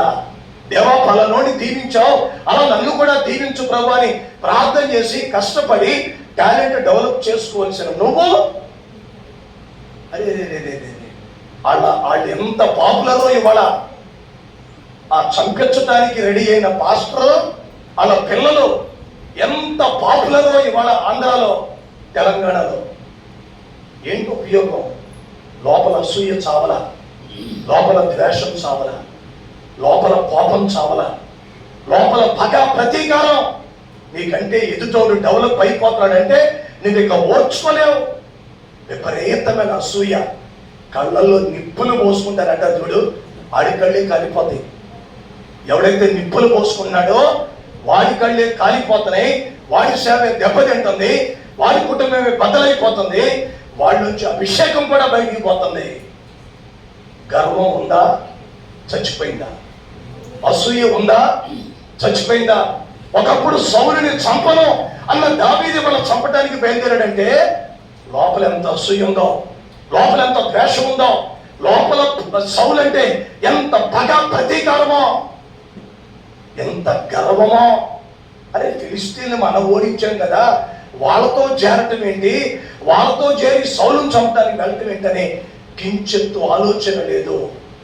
మనం కూడా కోపంలో ఏం మాట్లాడుతున్నామో తెలియట్లా, ఉక్రోషంలో ఏం మాట్లాడుతున్నామో తెలియట్లా. మనకంటే చిన్నోడు డెవలప్ అయిపోతుంటే అసూయ, గర్వం. ఆడిదే ఉందండి పిల్లోడు, ఈడిదే ఉందండి. హనుమాన్ జంక్షన్లో నన్ను కూడా అట్లాగే అన్నారు 27 ఏళ్ల క్రితం. ఆడిదే ఉంది పిల్లోడు, ఆడేం చేయగలడు, నేనేం చేయగలను, నా దేవుడు చేస్తాడు. పిలిచింది ఆయన. నేను మాట చెప్పేవాడిని, నా పక్కనే గ్రౌండ్ ఖాళీ. ఆ గ్రౌండ్లో దినకరన్ గారు వచ్చి ఆదివారం ప్రార్థన పెడితే ఆయన దగ్గరికి 10,000 మంది వెళ్తే నా దగ్గరికి 10 మంది గ్యారెంటీగా వస్తారని ఆనాడే చెప్పారు. తాడు పొంగరం లేనప్పుడే చెప్పారు. మనకెందుకు గర్వం, మనకెందుకు అసూయ? ఓ పాస్టర్ గారు ఏమన్నా వినాలి, ఓ పాస్టర్ గారు ఒక విశ్వాసి నుంచి పిలుపు వచ్చిందంట. పాస్టర్ గారు మా అమ్మాయికి దయ్యం పట్టిందండి, వచ్చి ప్రార్థన చేయండి, ప్రార్థన చేయండి. పాస్టర్ గారు అసిస్టెంట్ పాస్టర్ గారు ఇద్దరు కలిసి వెళ్తున్నారు. ఇదిగా ఆ పాస్టర్ గారు గేటు దగ్గరికి రాగానే లోపల దయ్యం పట్టిన అమ్మాయి అమ్మో మంటలో మంటలో మంటలో మంటలో మంటలో అని అల్లాడిపోయి దయ్యం పారిపోయింది. పాస్టర్ గారు లోపల పిలిచారు, గట్టిగా కానికిచ్చారు, ఫుల్గా భోజనం పెట్టారు. అయ్యా మీరు మాకు దైవజనుడిగా ఉండటం మా భాగ్యం, ఓకే అన్నాడు పాస్టర్ గారు. అసిస్టెంట్ పాస్టర్ గారు ఇద్దరు కలిసి వెళ్ళిపోతున్నారు. కాస్త అలా దూరం వెళ్ళిన తర్వాత పాస్టర్ గారు అసిస్టెంట్ పాస్టర్ అన్నాడట, రే చూసావు మన పవరు, అదే చూసావు మన పవరు, నీకేం తెలియట్లా నా పవర్ ఏంటో, దెయ్యం చూసేంత గడగడలు ఆడిపోయిందో, చూసావు ఎలా పారిపోయింది, అదిరా మన పవరు. ఈ మాట ఎవరన్నారు? దేవుడు విన్నాడు, పక్కనున్న అసిస్టెంట్ పాస్టర్ గారు కూడా విన్నాడు. నెల దాటిపోయింది, మళ్ళీ అదే ఇంట్లోంచి అదే ఫోను, అయ్యా మా అమ్మాయికి మళ్ళీ దయ్యం పట్టింది, వచ్చి మీరు ప్రార్థన చేయాలి. అయ్యగారు అసిస్టెంట్ అయ్యగారు ఇద్దరు కలిసి 7 దాకా వచ్చారు. సుయ్యి లేదు, సయ్యి లేదు. ఇందాక అంత మునుపు మంటలో మంటలో మంటలో, ఏ మంటలో లేవు. ఇప్పుడు అరవట్లా, కేకలు పెట్టట్లా. ఏంట్రా దయ్యం నిద్రపోతున్నా ఏంటి, మనం వచ్చామన్న సంగతి మర్చిపోయిందని అని సకిలించాడట, ఇకిలించాడట, పుకిలించాడట. అయినా దయ్యం సుయ్యలేదు, సయ్యలేదు. లోపల కూడా వెళ్ళాడు, వెళ్ళి యేసు నామములో అనబడ్డాడు. ఆభా ఆభా, నీలో దేవుడు వెళ్ళిపోయాడు. నీ గర్వం, నీ అసూయ, నీ ద్వేషం, నీ పగ, నీ ప్రతీకారం, నేనే స్వభావం నీలోంచి దేవుడి ఆత్మని వెళ్ళిపోయేటట్టు చేసింది. నీలో పరిశుద్ధాత్ముడు లేడు. నువ్వు ప్రార్థన చేస్తే నేను పోను, వాళ్ళు చేయి పెట్టావో బట్టలు తీసి పరిగెత్తిస్తా. కానీ ఇదిగా నీ పక్కనే ఉన్న అసిస్టెంట్ పాస్టర్ ఉన్నాడు చూడు, అతను ప్రార్థన చేస్తే పోతా. ఒకప్పుడు నువ్వు ఎంత వాడబడ్డావో ఇవాళ ఏ సుయ్యి లేదు, ఇవాళ ఏ సుయ్యి లేదు, సయ్యి లేదు. వాక్యం చూస్తుంటే నీకే నిద్ర వచ్చేస్తుంది. మరి నీ విశ్వాసానికి ఎందుకు రాదు? నువ్వే గట్టిగా రెడీ చెప్పలేకపోతున్నావు. ఇక వాళ్ళు ఏం చెప్తారు? నువ్వే వాచ్ చూసుకున్నావు, ఎప్పుడు ముగిస్తారా? టీవీ ముందు కూర్చున్నప్పుడు వాచ్ చూస్తావా? ఎంత విచారకరం, ఎంత శోచనీయం. ఒకప్పుడు నేను చంపను, నీతిమంతుని ముట్టుకోను, నీతిమంతులు కొట్టుడు తైలాభిషేకం అన్న సౌలు ఇవాళ అసూయతో రగిలిపోతున్నాడు, గర్వంతో రగిలిపోతున్నాడు, కోపంతో రగిలిపోతున్నాడు, పగా ప్రతీకారంతో రగిలిపోతున్నాడు. ఇక ఇతను సౌలు మీదకి బయలుదేరాడు. వెంటనే అమాలేకుని దేవుడు ఇతని మీదకి పంపించాడు. ఇతని భార్యని, ఇతని పిల్లల్ని, ఇతని సొమ్ముల్ని, ఇతని పరివారిని, ఇతని దాసుల్ని మొత్తం పోగొట్టుకున్నాడు.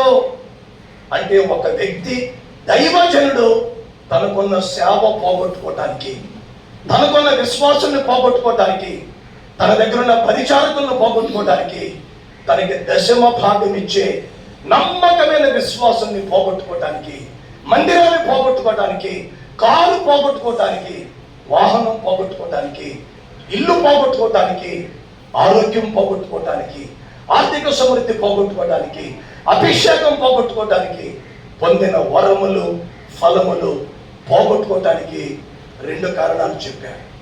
ఒకటి, మనుషులకి దాసులైపోవటం, దేవుడికి దాసుడిగా ఉండకపోవటం. దేవుణ్ణి ఏలినవాడా అనకుండా ఆకీషు రాజుని ఏలినవాడా అనటం. రాజకీయ నాయకుల వైపు చూసినంతగా దేవుడి వైపు చూస్తున్నావా? రాజకీయ నాయకుల దగ్గర గడగడ గడగడ లాడిపోయినంతగా దేవుడి దగ్గర గడగడ గడగడ లాడిపోతున్నావా? ఇదిగా నేను సేవకు వచ్చిన కొత్తలో బ్రదర్ భక్త సింగ్ మరో పుస్తకం ఉంటుంది, చదవండి, చదివితే దీవించబడతారు. భక్త్ సింగ్ గారి జీవిత చరిత్ర అది. దాంట్లో ఆయన చెప్పాడు, భక్త్ సింగ్, పిలిచింది నేను నిన్ను, కాబట్టి నువ్వు ఎవడి వైపు చూడొద్దు. 10 రూపాయలు కావాలన్నా, 10 లక్షలు కావాలన్నా నా దగ్గర ప్రార్థన చేయమంటే, ఆ రోజుల్లో ఇప్పుడు 50 ఏళ్ల క్రితమో ఇంకా ముందో, అప్పుడు ఆయనకి 200 కావాల్సి వచ్చిందట. తలుపు వేసుకొని 200 ఇచ్చినందుకు స్తోత్రం, 200 ఇచ్చినందుకు స్తోత్రం, 200 ఇచ్చినందుకు స్తోత్రం ప్రార్థన చేస్తుంటే ఇదిగా కిర్రమని తలుపు సౌండ్ వచ్చిందట. ఎవరోలే మనం ప్రదర్శించుంటారు అనుకున్నాడు, ప్రార్థన చేసుకుంటున్నాడు. ప్రార్థన అయిపోయింది.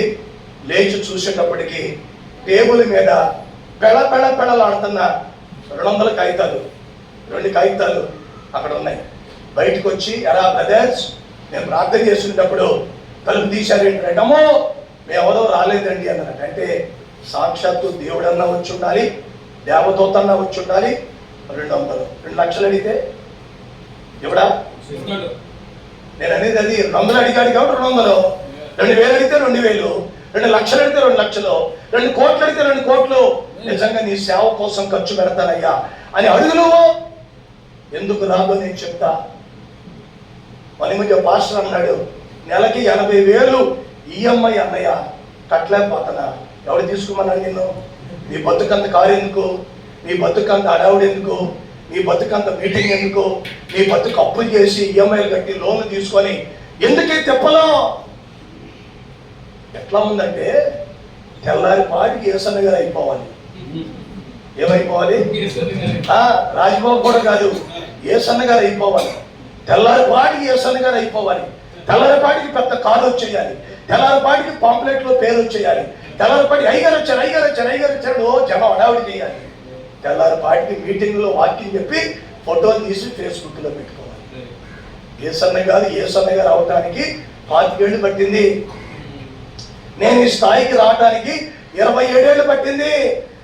లారీలో తిరగటం నాకు తెలుసు, బస్సులో తిరగటం నాకు తెలుసు, ట్రైన్లో టికెట్ ఇది రిజర్వేషన్ లేక నిలబడి ఉండడం నాకు తెలుసు, తాటాకి ఇంట్లో పెరిగా, 2 రూపాయల కిలో బియ్యం తిన్నా, సంవత్సరం అంతా గడిపిన నా భార్యకు చీర కొనలేని పరిస్థితి కూడా నాకు తెలుసు. నా భార్య గుణవతి కనుక భలేవాడిని దొరికిచ్చాడే మా నాన్న, అలా నన్ను భలేవాడికి చేశాడు మా నాన్న, నీ వల్ల ఏమవుదనే మాట అల్లా నమ్మకంగా ఓర్చుకుంది, చక్కగా ప్రేమించింది, నన్ను బాగా గౌరవించింది. అసలు నా భార్య వాడు నాకు ఒక ప్లస్ పాయింట్. నేను అమెరికా వెళ్ళినప్పుడు కూడా బుధవారం ఆవిడే వాక్యం చెప్పేస్తుంది, శనివారం ఆవిడే వాక్యం చెప్పేస్తుంది, ఆదివారం వాక్యం చెప్పేస్తుంది, బైబిల్ క్లాసులు చెప్పేస్తుంది, మంచి పాటలు రాస్తుంది, పాటలు పాడుతుంది, ప్రార్థన బాగా చేస్తుంది. నంబర్ 1. ఎందుకని? నేను బైబిల్ ట్రైనింగ్కి వెళ్ళి అక్కడి నుంచి తీసుకురాలి అమ్మాయిని. మీకు వినపడిందా? బైబిల్ ట్రైనింగ్కి వెళ్ళి అక్కడ తగిలితే తీసుకురాలా, ప్రార్థన చేసి పొందుకున్నా. బైబిల్ కాలేజీలో చూసి అక్కడి నుంచి వేసుకొచ్చావు అనుకో, నీ పని అవుతే. బైబిల్ కాలేజీలో చేసి రాకూడదు అంటే మీరు అందరూ సేవకులు కనిపి చెప్తానా, బయట చెప్తానా అని చెప్తానా? సరిగ్గా బైబిల్ కాలేజీలో దొరికింది అని తీసుకొచ్చావు అనుకో, తర్వాత ఏడుతావు, సత్యదాగా అడవుతున్నాయి. కానీ నేను ప్రార్థన చేశా, ప్రభువా నా మనసెరిగి ప్రవర్తించాలి, సేవలో నంబర్ 1గా సాగాలి అని. అలాంటి వ్యక్తిని సమకూర్చమంటే ఎక్కడెక్కడో తిరిగా, పక్కన ఏలూరులో రెడీ చేసి పెట్టాను. ఎంత గొప్ప దేవుడు, ఎంత గొప్ప దీన. కాబట్టి బ్రతిమలాడుతున్నాను, నువ్వు నేను ఏది పోగొట్టుకున్నా కారణం ఏంటంటే 2 మాటలు. ఒకటి, మనుషుల మీద ఆధారపడటం, దేవుడి మించి మనసు తొలగించుకోవటం. దేవుడికి దాసులు కాకుండా మనుషులకి, రాజకీయ నాయకులకి, డబ్బులు ఇచ్చే వాళ్ళకి, సంఘంలో పెద్దలకి గడగడలాడిపోతాం. ఇదిగా నేను 27 ఏళ్ల వయసులో సేవ మొదలు పెట్టాను. మా చర్చిలో కొంతమంది ముదురులు పెద్దవాళ్ళు అన్నారు, అయ్యగారు ఏంటి మన సంఘంలో సంఘ పెద్దలు పెట్టవా అన్నారు. బలివడివయ్యా, ఎందుకు పెట్టం అని తిమోతి పత్రిక, తీతు పత్రికలో ఉన్న సంఘ పెద్దల లక్షణాలన్నీ ఒక కాగితంలో రాసి జిరాక్స్ తీపిచ్చి సంఘమంతా పంచి, ఈ లక్షణాలు ఉన్న మగాడెవడో రేపు ఆదివారం స్టేజ్ మీదకి వస్తే డబ్బాడి నూనె పోసి ఆయన సంఘ పెద్దగా అభిషేకిస్తా అని 27 ఏళ్ల క్రితం చెప్పా. ఒక్కడ రాలా, ఇక రాడు కూడా. ఒక్కడ రాలా, ఇక రాడు. మన సంఘానికి సంఘ పెద్దవారంటే యేసు ప్రభువే. స్తోత్రం చెప్పండి, చెప్పాలి హల్లెలూయా. ఆడేంటంట మన దగ్గర పెద్దరికం, పెత్తనం ఏంటి? ఆడి పెత్తనం ఏంటి? అయ్యాలో ఆపో ప్రసంగం అంటే మనం ఆపాలా? ఈ ప్రసంగం ఏం చెప్పు అంటే చెప్పాలా? ఏంటి ఆడి చెప్పేది ఏంటి? అది నేను ఎక్కువ మాట్లాడితే నీ కుటుంబాన్ని అదుపులో పెట్టుకున్నావా, నీకు వాక్యం చెప్పడం వచ్చా అంట, అవుట్. మళ్ళీ ఎవడో మన దగ్గర మాట్లాడటానికి వీలు లేదు. ఓకే, మొట్టమొదటిది, ఒకప్పుడు ఫిలిస్తీన్ ఎదిరించిన దావీదు వాళ్ళు అదే ఫిలిస్తీన్కి ఏలిన వాడా అంటున్నాడు, నీ దాసుని అంటున్నాడు. ఒకప్పుడు సౌలును చంపను, క్షమిస్తానని చెప్పిన వాడి వాళ్ళ అసూయతో, గర్వంతో, పగతో, ప్రతీకారంతో రగిలిపోయి సౌలును చంపటానికి కూడా రెడీ అయిపోయాడు. కాబట్టి అన్నీ పోగొట్టుకున్నాడు. ఇప్పుడు ఏం చేస్తే తిరిగి పొందుతావో 2 మాటలు చెప్పి నేను ముగిస్తాను, జాగ్రత్తగా చూద్దాం. అదే సమూయేలు మొదటి గ్రంథం 30వ అధ్యాయం 30వ అధ్యాయం ముందు 6వ వచనం చదువుతున్నాం చూడండి. 6వ వచనం, దావీదు మిక్కిలి దుఃఖపడెను, మరియు తమ తమ కుమారులను బట్టి కుమార్తెలను బట్టి జనులకందరికీ ప్రాణము విసిగినందున రాళ్ళు రువి దావీదును చంపుదము రండని వారు చెప్పుకొనగా, దావీదు తన దేవుడైన యెహోవాను బట్టి ధైర్యము తెచ్చుకొనెను. తలపైకెత్తండి, తలపైకెత్తండి. ఎప్పుడైతే ఫిలిష్తీయ రాజుకు దాసుని అన్నాడో, ఎప్పుడైతే ఏమన్నా సౌలును చంపడానికి బయలుదేరాడో, దావీదుని దేవుడు ఏం చేశాడంటే అన్నీ పోగొట్టి ఒంటరి వాడిని చేసేసాడు. చుట్టూ చాలా మంది ఉన్నారు, కానీ వాళ్ళు కూడా రాళ్ళు రువ్వి దావీదుని చంపుదాం అనుకున్నారు. తలపైకెత్తాలి, తలపైకెత్తాలి. అన్నీ బాగుంటే నువ్వు మనుషులకు దాసులైపోతున్నావు కనుక, అన్నీ బాగుంటే అసూయ, గర్వం, ద్వేషంతో రగిలిపోతున్నావు కనుక కొన్నిసార్లు దేవుడే నిన్ను ఒంటరి వాడిగా చేస్తాడు, ఒంటరి దానిగా చేస్తాడు. భర్త పక్కనే ఉంటాడు, చెప్పుకోలేవు. భార్య పక్కనే ఉన్నది, చెప్పుకోలేవు. పిల్లలు పక్కనే ఉంటారు, చెప్పుకోలేవు. సంఘస్థులు పక్కనే ఉంటారు, చెప్పుకోలేవు. సేవకులు పక్కనే ఉంటారు, చెప్పుకోలేవు. లోపల లోపల లోపల లోపల కుమిలిపోతావు. దేవుడే అన్నీ ఉన్నప్పుడు, ఇది ఫిలిష్తీయుడికి దాసుడయ్యాడు. అన్నీ ఉన్నప్పుడు సౌలు మీద అసూయతో, గర్వంతో, కోపంతో వెళ్ళిపోతాడు కనుక వీడికి అన్ని తీసేస్తే కానీ లైన్లోకి రాడని అన్నీ పోగొట్టి ఒంటరి వాడిగా మార్చేశాడు. బైబిల్ చెప్తుంది. నువ్వు కూడా ప్రస్తుతం ఒంటరిగా ఉన్నావా? నువ్వు కూడా లోపల కుమిలిపోతున్నావా? నువ్వు కూడా ఎన్నో పోగొట్టుకొని దిగులు పడుతున్నావా? నువ్వు కూడా లోపల లోపల కన్నీళ్ళు విడుస్తూ నా కర్మ, నా బ్రతికింతే, నా సేవింతే, నా జీవితం ఇంతే అని బాధపడుతున్నావా? నిజంగా ఈ టైంలోనైనా నువ్వు చేయాల్సిన మొదటి పని ఏంటంటే తన దేవుడైన యెహోవాని బట్టి ధైర్యం తెచ్చుకున్నాడు. పోగొట్టుకున్నవన్నీ తిరిగి పొందుకోవాలంటే మొట్టమొదటి మాట మనుషులను బట్టి కాదు ధైర్యం, సంఘాన్ని బట్టి కాదు ధైర్యం, నీ డబ్బులను బట్టి కాదు ధైర్యం, నీ టాలెంట్ని బట్టి కాదు ధైర్యం, నీకున్న ప్రసంగాన్ని బట్టి కాదు ధైర్యం. యెహోవాని బట్టి ధైర్యం తెచ్చుకో. ఆయన మీద ఆధారపడు, ఆయన మీద ఆనుకో, ఆయన పాదాలు పట్టుకో. దేవా, గతంలో ఈ తప్పులు చేశాను, క్షమించయ్యా అని దేవుని బట్టి ధైర్యం తెచ్చుకుంటే అద్భుతంతో నింపబడతాం. రెండవ మాట ఏంటి తెలుసా? 8వ వచనం, నేను ఇది ఏఫోదును తెప్పించి నేను ఈ దండును తరిమిన ఎడల దాన్ని కలుసుకుందరా అని యెహోవా యొద్ద విచారణ చేయగా. నిన్నటిదాకా ఆకీషుకు దాసుడు, వాళ్ళ దేవునికి దాసుడు. నిన్నటిదాకా ఆకీషుతో మాట్లాడాడు, వాళ్ళ దేవుడితో మాట్లాడుతున్నాడు. నిన్నటిదాకా సౌలు మీద దృష్టి, వాళ్ళ దేవుడి మీద దృష్టి. ప్రభా, తరమమంటావా, వెళ్ళమంటావా లేదా? తలపైకెత్తండి. సేవకు వచ్చే ముందు సేవకు వెళ్ళమంటావా వద్దంటావా? అడిగావా? ఇల్లు కట్టే ముందు ఇల్లు కట్టమంటావా వద్దంటావా? అడిగావా? పిల్లల పెళ్లి చేసే ముందు పెళ్లి చేయమంటావా వద్దంటావా? ఎవరితో పెళ్లి చేయమంటావా? అడిగావా? అడగలేదు కాబట్టేగా కాపురాలు బద్దలైపోతున్నాయి, అడగలేదు కాబట్టేగా కుటుంబాలు నాశనం అయిపోతున్నాయి. నేను ప్రతిదీ దేవుడి దగ్గర అడిగా. సేవకు రావాలా వద్దా అడిగా. ఎవరిని పెళ్లి చేసుకోవాలి అడిగా. పిల్లలు ఎలా కావాలి అడిగా.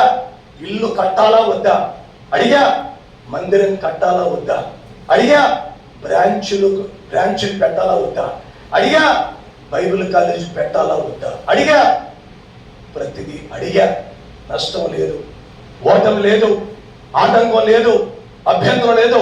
వచ్చిన దేవుడే విజయం ఇచ్చి ముందుకు నడిపిస్తూ వచ్చాడు. దేవుడి దగ్గర విచారణ చేయడం కంటే మనుషులను అడుగుతున్నావు సలహాలు. వాళ్ళు ఏదో చెప్తారు, ఒకరి ఎదుట మార్గము సరైనదిగా ఉన్నది, తొదకది మరణమునకు త్రోవ తీయదు. కాబట్టి మొట్టమొదటిది పోయిందల్లా తిరిగి పొందాలంటే మొట్టమొదటి మాట యెహోవాని బట్టి ధైర్యం తెచ్చుకో, మనుషులను బట్టి, రాజకీయ నాయకులను బట్టి కాదు. రెండో మాట ఏఫోదు అంటే దేవుని చిత్తాన్ని ధరించి దేవుని దగ్గర ప్రార్థన చేశాడు.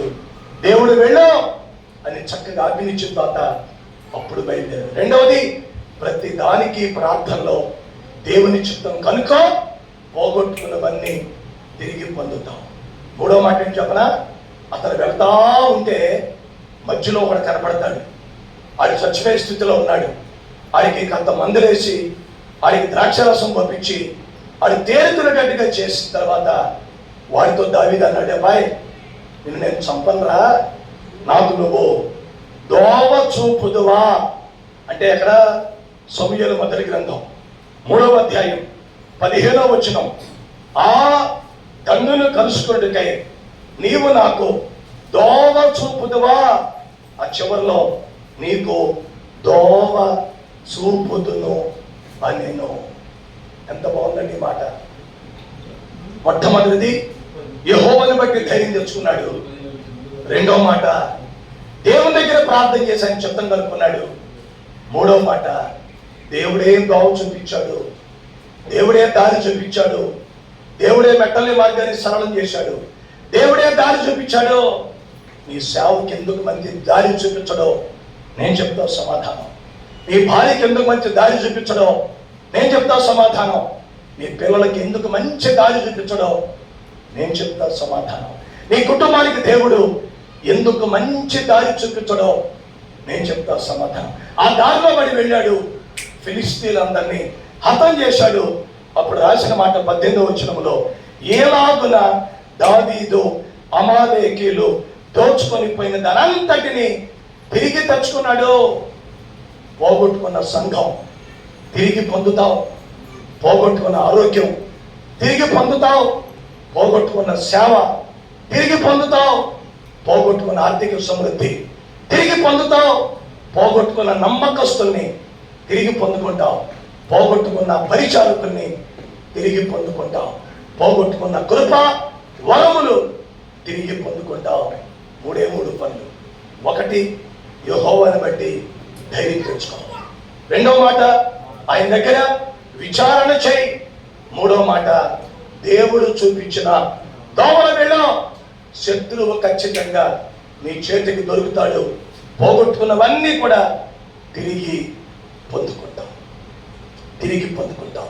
కనుక వాళ్ళ సేవ మొదలుపెట్టి 10 ఏళ్ళు అయిందా? ఏం పోగొట్టుకున్నావు ఆలోచించు. సేవ మొదలుపెట్టి 20 ఏళ్ళు అయిందా? ఏం పోగొట్టుకున్నావు ఆలోచించు. సేవ మొదలుపెట్టి 30 ఏళ్ళు అయిపోయిందా?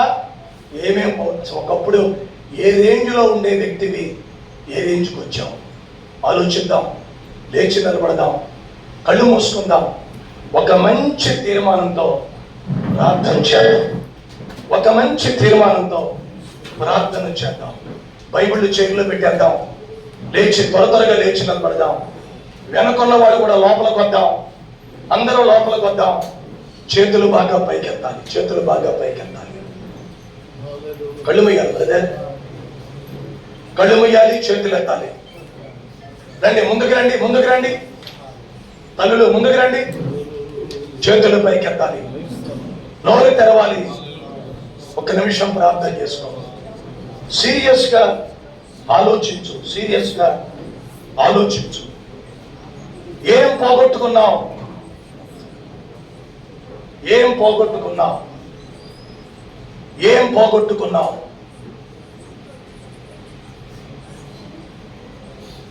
చాలా మంది స్వరమైన పట్ల ఏం పోగొట్టుకున్నావో ప్రార్థన చేయి.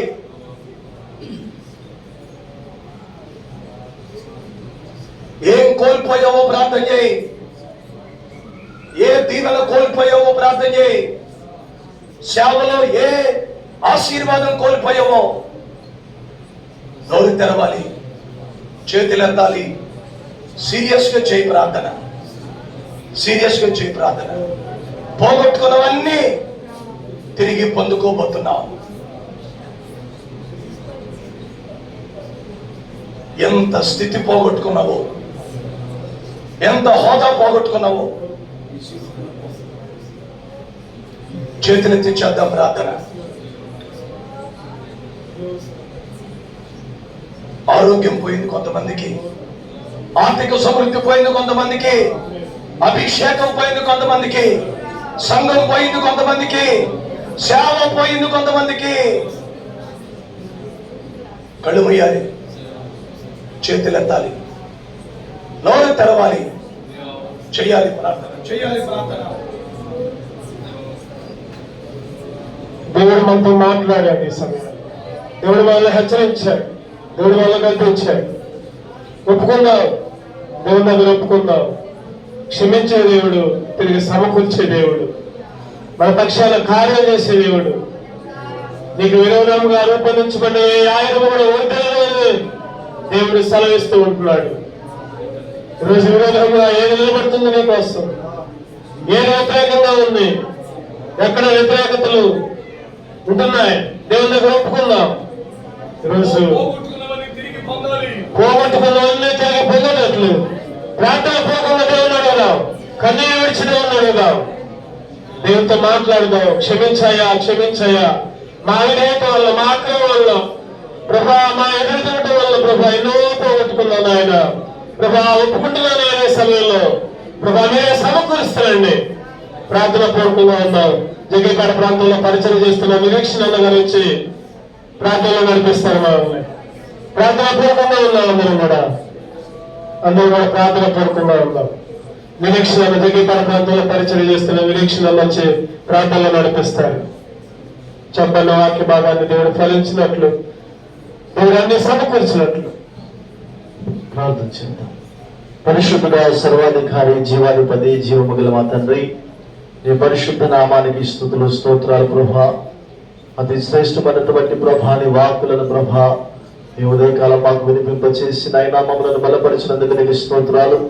ఏ విషయములలో ప్రభా అయా మేము కోల్పోతున్నామో, ఎక్కడ ప్రభా ఏ బలహీనతల్లో మేము పడిపోతున్నామో, ఏ శత్రు రాజులకు ప్రభా మేము దాసులైపోతున్నామో, ఏ సాతాన సంబంధికులకు ప్రభా మేము నాయన కలిసి పనిచేస్తున్నామో, ఈ ఉదయకాలం యేసు రక్తములు మా కన్నులు తెరవబడును గాక నాయన. ప్రతి ఒక్కరికి ఆత్మీయ కన్నులు యేసు నామములు తెరవబడును గాక నాయన. ఈ కృప చేత మమ్మల్ని బలపరిచినందుకు నీకు స్తోత్రాలయ్యా. ఈ ఉదయకాల సమయంలో ప్రభా దావీదును గురించినటువంటి నాయన అయా నీ వర్తమానముల ప్రభా మేము చేసినటువంటి దాసులను బలపరిచిన నాయన. ఏ విషయాలలో ప్రభా ఎలాగో మేము ధైర్యం పొందుకోవాలో, ఏ ధైర్యము ప్రభా మాకు నాయన ధైర్యం ఇస్తుందో అయా నీ దగ్గర మాత్రమే ధైర్యం పొందుతున్నాము గాకని ప్రకటిస్తున్నాం. ప్రభానికి స్తోత్రాలు. మనుషుల ధైర్యము కాదు నాయన, మనుషుల ఆలోచనలు కాదయ్యా, మనుషుల యొక్క తలపులు కాదు నాయన. వాటిని బట్టి మేము ధైర్యం తెచ్చుకునే వారముగా కాక ప్రభా యెహోవాని బట్టి ధైర్యం తెచ్చుకునే దావీదు వలె ఉదయకాల సమయంలో మేమందరం కూడా ముందుగా గాకని ప్రకటిస్తున్నాం. నీకు స్తోత్రాలు నాయన. అయ్యా నీ దగ్గర విచారణ చేస్తున్నటువంటి దావీదు వలె ప్రభా అయ్యా నీ స్వరమును వినడానికి ప్రభా సంసిద్ధుడైనట్లుగా ప్రభా ఏ పేదలు గురించుకున్నటువంటి దావీదు వలె ప్రభా అయ్యా నిన్ను గురించుకున్న బాలముగానే ముందుగా గాకని ప్రకటిస్తున్నాం. ప్రభా నీకు స్తోత్రాలు. నీకు ఇస్తున్న ధైర్యం మీ రాత్రి ఉదయకాల సమయంలో అయ్యా మా ఎందుకు వచ్చిన గాకని ప్రకటిస్తున్నాం. ప్రభా నీకు స్తోత్రాలు అయ్యా. మనుషుల మాటలు కాదు, మనుషుల ధైర్యము కాదు అయ్యా, మనుషుల ఆలోచనలు కాదు నాయన. అయ్యా కేవలము ప్రభా నీ మార్గంలోనే మేము ముందుకు గాకలాయన, ఈ త్రోవలలోనే మేము నడుచుకుని గాకలాయన. ఏ దారిలో మీరు నడిపించబోతున్నారు, ఏ త్రోవలో మీరు నడిపించబోతున్నారు, పరిశుద్ధాత్మ దేవుడు వినే స్వరమును మేము ముందుకు గాకలాయన. మీ ఆలోచన ప్రకారం మేము నడిపించబోతున్న గాకని ప్రకటిస్తున్నాం. ప్రభానికి స్తోత్రాలు. అయ్యా మీకు కృప ద్వారా మాత్రమే ఈ ఉదయకాల సమయంలో అయ్యా మేము మరలా తిరిగి కోల్పోయిన వాటన్నిటిని కూడా యేసు నామములో తిరిగి పొందుకుందుకు గాకని ప్రకటిస్తున్నాం.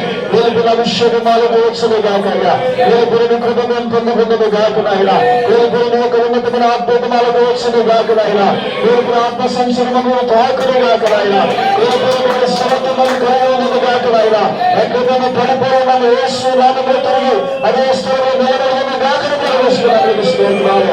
నీ కృపా శక్తిని బట్టి ప్రభా ప్రతి ఒక్క దాసుని ప్రభా నీకు దాసుని గాకని ప్రకటిస్తున్నాము నాయన.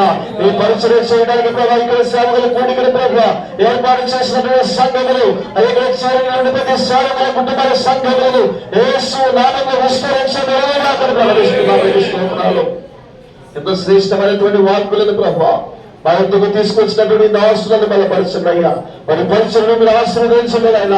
ఎక్కడెక్కడైతే ఏ స్థలాలైతే పరిచయం చేస్తున్నారో అయ్యా ప్రతి సంఘము యేసు నామములో విస్తరించబడిన గాకని ప్రకటిస్తున్నాము. ప్రభానికి స్తోత్రాలు నాయన. అయ్యా నీవు ఇచ్చిన దర్శనమును చేత పట్టుకొని, అయ్యా నీవు ఇచ్చిన అభిషేకం చేత పట్టుకొని ప్రభా ఏ ప్రాంతంలో ఆగుపడుతున్నారు ఆ ప్రాంతంలో సొంతమైన గాకని ఆయన ఏ శక్తిలో చేయగలిగి ప్రభా అయ్యా మీరు ప్రయాసపడుతున్న ప్రయాసలు కలిగినటువంటి ఆయన ప్రతి విధమైనటువంటి విధమైన ఆనందంలో సంతోషంలో ప్రతి ఒక్కరికి దయచేయండి.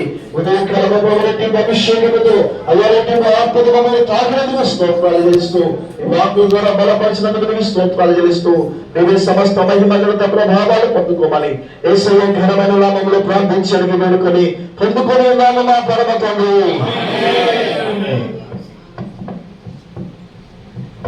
కూర్చున్న అందరూ చక్కటి వాక్య భాగాలను మనకు అందించి మనం బలపరిచి ఎన్నో హెచ్చరికలు ఎన్నో బోధింపులు దేవుని దాసు ద్వారా మనం పొందుకున్నాం. చక్కటి వర్తమానాన్ని ఇచ్చిన మేజర్లకి మేనేజర్ పాస్టర్ ఫెలోషిప్ ఉత్సవాల ద్వారా వందనాలు తెలియజేస్తున్నాం. థ్యాంక్ యూ గారు. ఈ సమయంలో నియోజకవర్గ ప్రెసిడెంట్ గారు జోసెఫ్ కర్ణ గారు మన మధ్య ఉన్నారు. ఒకసారి స్టేజ్ మీదకి వచ్చి ఒక 5 నిమిషాలు గ్రీటింగ్స్ తెలపవలసిందిగా కోరుతున్నాం.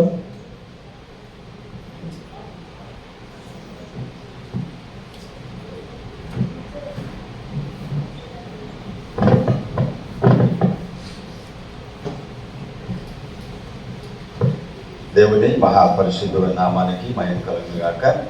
ఇక్కడ వచ్చినటువంటి ఈ యొక్క ఎబెనేజర్ పాస్టర్స్ ఫెలోషిప్ ఉత్సవ మండల కమిటీ సభ్యులకు, అదే రీతిగా తోటి సేవకులందరికీ సేవకులందరికీ ప్రత్యేకమైన శుభాలను తెలియజేస్తున్నాను. అందరూ బాగున్నారండి? గడిచిన 5 నెలలు దేవుడు క్షేమకరంగా కాపాడి ఈ 6వ నెల ఇక 2వ గురువారం ఈ రీతిగా చేరి ఆయన నామాన్ని కీర్తించడానికి ఇచ్చిన కృపను బట్టి మనం ఎంతైనా స్తుతించబద్దులు వింటున్నాం.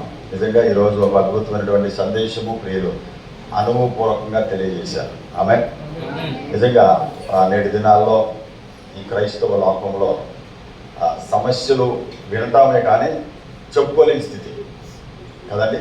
క్రైస్తవులు సేవకులు ఎవరైనా సరే విశ్వాసుల సమస్యలను పరిస్థితులను మనం పరిగణలో తీసుకుంటాం, కానీ మన సమస్యలు మన పరిస్థితులు చెప్పుకోలేనటువంటి నిస్సహాయ స్థితుల్లో ఉన్నప్పటికీ ఈరోజు దేవుడు యొక్క దాసుల ద్వారా మాట్లాడేదంటే ఎక్కడ ఏమి కోల్పోయామో దాదాపుగా ఈరోజు మనల్ని దేవుడు హెచ్చరించాడని నేను నమ్ముతున్నాను. దేవునికి స్తోత్రం కలుగును గాక.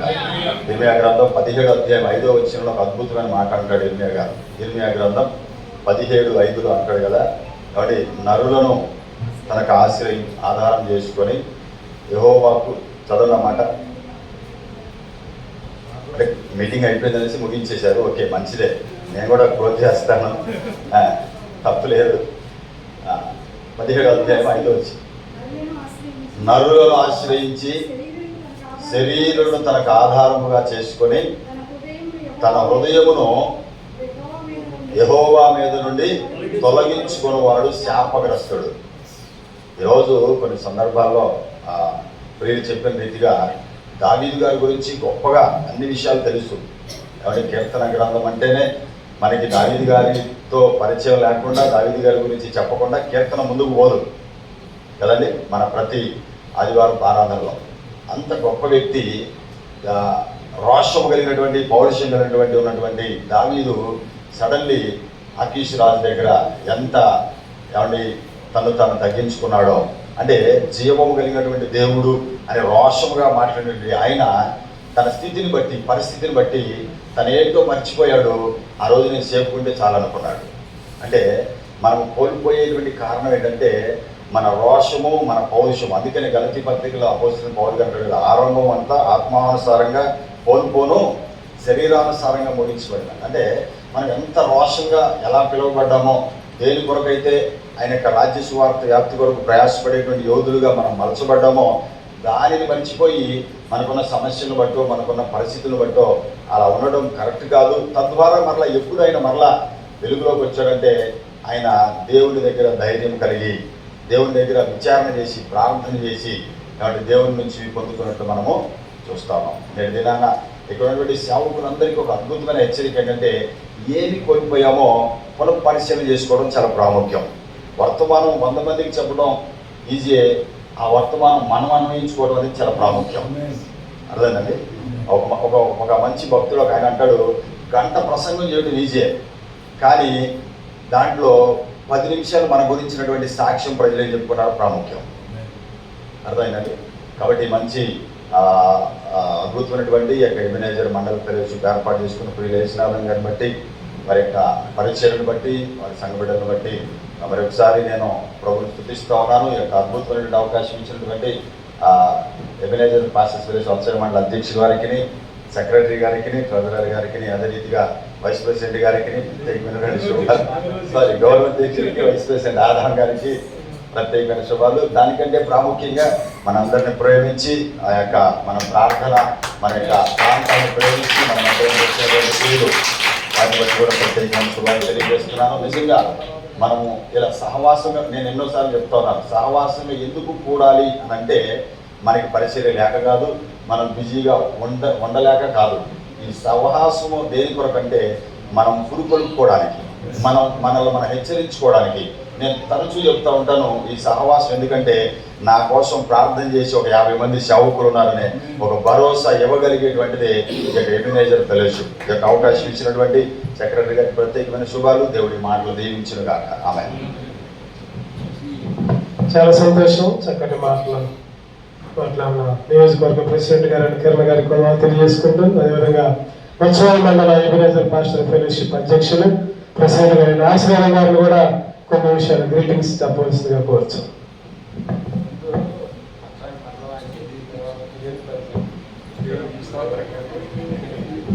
మంచిది. ఇలాంటి చక్కని అవకాశాన్ని కల్పిస్తూ మరి మండలంలో ఉన్నటువంటి సేవకులందరూ కూడా ప్రార్థన ద్వారా వారు చేస్తున్నటువంటి ఐకమత్యం, సహవాసాన్ని బట్టి ఈ రోజున దేవుని వాక్య సందేశాన్ని వినటానికి, అదేవిధంగా మనం ఆత్మీయంగా బలపడటానికి మరి ఇలాంటి గొప్ప దైవజనుల్ని పిలవటానికి కూడా దేవుడు ప్రేరేపించి చెప్పారు కదా. మనం ఇది కేవలం నాయకత్వం కోసం కాదు, కానీ ఇది కేవలం అందరం కూడా సహవాసం కోసం, బలపరచడం కోసం, ఒకరినొకరు ప్రోత్సహించుకోవటం కోసం, ఒకరికొరకు ఒకరు ప్రార్థన చేయటం కొరకు ఇలాంటి సహవాస కూడికలు మనం ఏర్పాటు చేయటం ఎంతైనా మనకి దేవుడు ఇచ్చినటువంటి గొప్ప ఆధిక్యత కదా. నిజంగా చూస్తే మరి ఇలాంటి ఎండ ఏడిమి అయినప్పటికీ కూడా మరి నేను అనుకున్న ప్రార్థన చేస్తాను, ప్రభా మరి పోయిన నెలలో భారంగా ఉండి ఎండలు ఎక్కువగా ఉండటం వల్ల మరి పోయిన నెలలో మీటింగ్ పెట్టలేకపోయాం, ఈ నెలలో కూడా అధికంగా మరి ఎండ ఎక్కువగా ఉంటుంది, మరి సేవకుల్ని ప్రభా మీరు తీసుకొని రండి అని మేము ప్రార్థన చేస్తూ వస్తున్నప్పుడు రాత్రి వర్షం పడింది. మన ఏరియా అంతా దేవుని స్తోత్రం చెప్పండి. రాత్రి అంతా వర్షం పడిందండి. ఉదయం 9-10 గంటల వరకు కూడా వాతావరణం అంతగా కూల్గానే ఉంది. పోయిన నెలలో ఒక మీటింగ్కి మన ఎలిషా గారిని పిలిచారు. ఎండల్లో రాలేమన్నారు. ఉదయం చాలా కూల్గా ఉండటం వల్ల ఎండ అయినప్పటికీ తర్వాత వచ్చింది కాబట్టి వారు కూడా మన మధ్యలోకి రావటం మనకు నిజంగా చాలా సంతోషం. ఎందుకంటే ఇది కేవలం మనందరం కూడా ప్రార్థన ద్వారా బలపరచబడుతూ ఆత్మీయంగా మనం ప్రోత్సహించబడి అనేక మంది సేవకుల్ని మరి ఈ ఎబినేజర్ పాస్టర్స్ ఫెలోషిప్లో మనం నడిపించడానికి, ఇంకా ప్రాముఖ్యంగా చూస్తే మా నియోజకవర్గంలో ఉన్నటువంటి నాయకులు కూడా మరి జోసెఫ్ కర్ణ గారు వారిని ఎంతో మంచి సహనం కలిగి, ఓర్పు కలిగి మరి వారు కూడా చేస్తున్న కార్యక్రమాలు కానీ వారు కూడా మన ఎంతగానో బలపరుస్తూ ముందుకి నడిపిస్తున్నారు కనుక ప్రతి ఒక్కరం కూడా ఇది మన కొరకు మనం నిర్మించుకున్నది, మన చేత నడిపించబడుతున్న ఫెలోషిప్ అని మనందరం కూడా దీన్ని మనం ఈ ఫెలోషిప్ని మనం కొనసాగించినట్లుగా ఎట్లాంటి పరిస్థితులు అయినప్పటికీ కూడా, ఎందుకంటే ఎవరికి ఇచ్చిన పరిచర్య దేవుడు ఏర్పాటు చేసిన పరిచర్యలు అందరూ కూడా అందరికి ఇచ్చారు. కానీ నెలకు ఒక్కసారి మనందరం కూడా ఈ విధంగా కలుసుకొని పలకరించుకొని పరామర్శ చేసుకొని ఒకరినొకరు బలపరుచుకొని ఒకరిని ఒకరు ప్రోత్సహించుకోవటం చాలా మంచిది. కనుక ఇట్లాంటి సమయాల్లో ఎవరు కూడా మరి ఈ ఫెలోషిప్ మీటింగ్కి రాకుండా ఉండకూడదండి. అది కూడా ఫోన్ వచ్చిన వెంటనే మరి సెక్రటరీ గారు నిజంగా హెన్రీ గారు ప్రతి ఒక్కరు కూడా ఫోన్లు చేస్తూనే ఉంటారు. వాళ్ళు కొంతమంది రెస్పాండ్ అవ్వకపోయినా రెండోసారి ఫోన్ చేసి మీరు వస్తున్నారా అని వారి దగ్గర మాట తీసుకొని మరి వారు ఎంతగానో ప్రయత్నం చేస్తూ సెక్రటరీ గారు ఈ యొక్క కూడికలను లేకపోతే ఈ యొక్క మీటింగ్స్ని మేమందరం కూడా కలిసి కమిటీ వారందరూ కూడా కలిసి ఈ మీటింగ్స్ కొరకు ప్రార్థన చేస్తూ ముందుకు నడిపిస్తూ ఉన్నాం.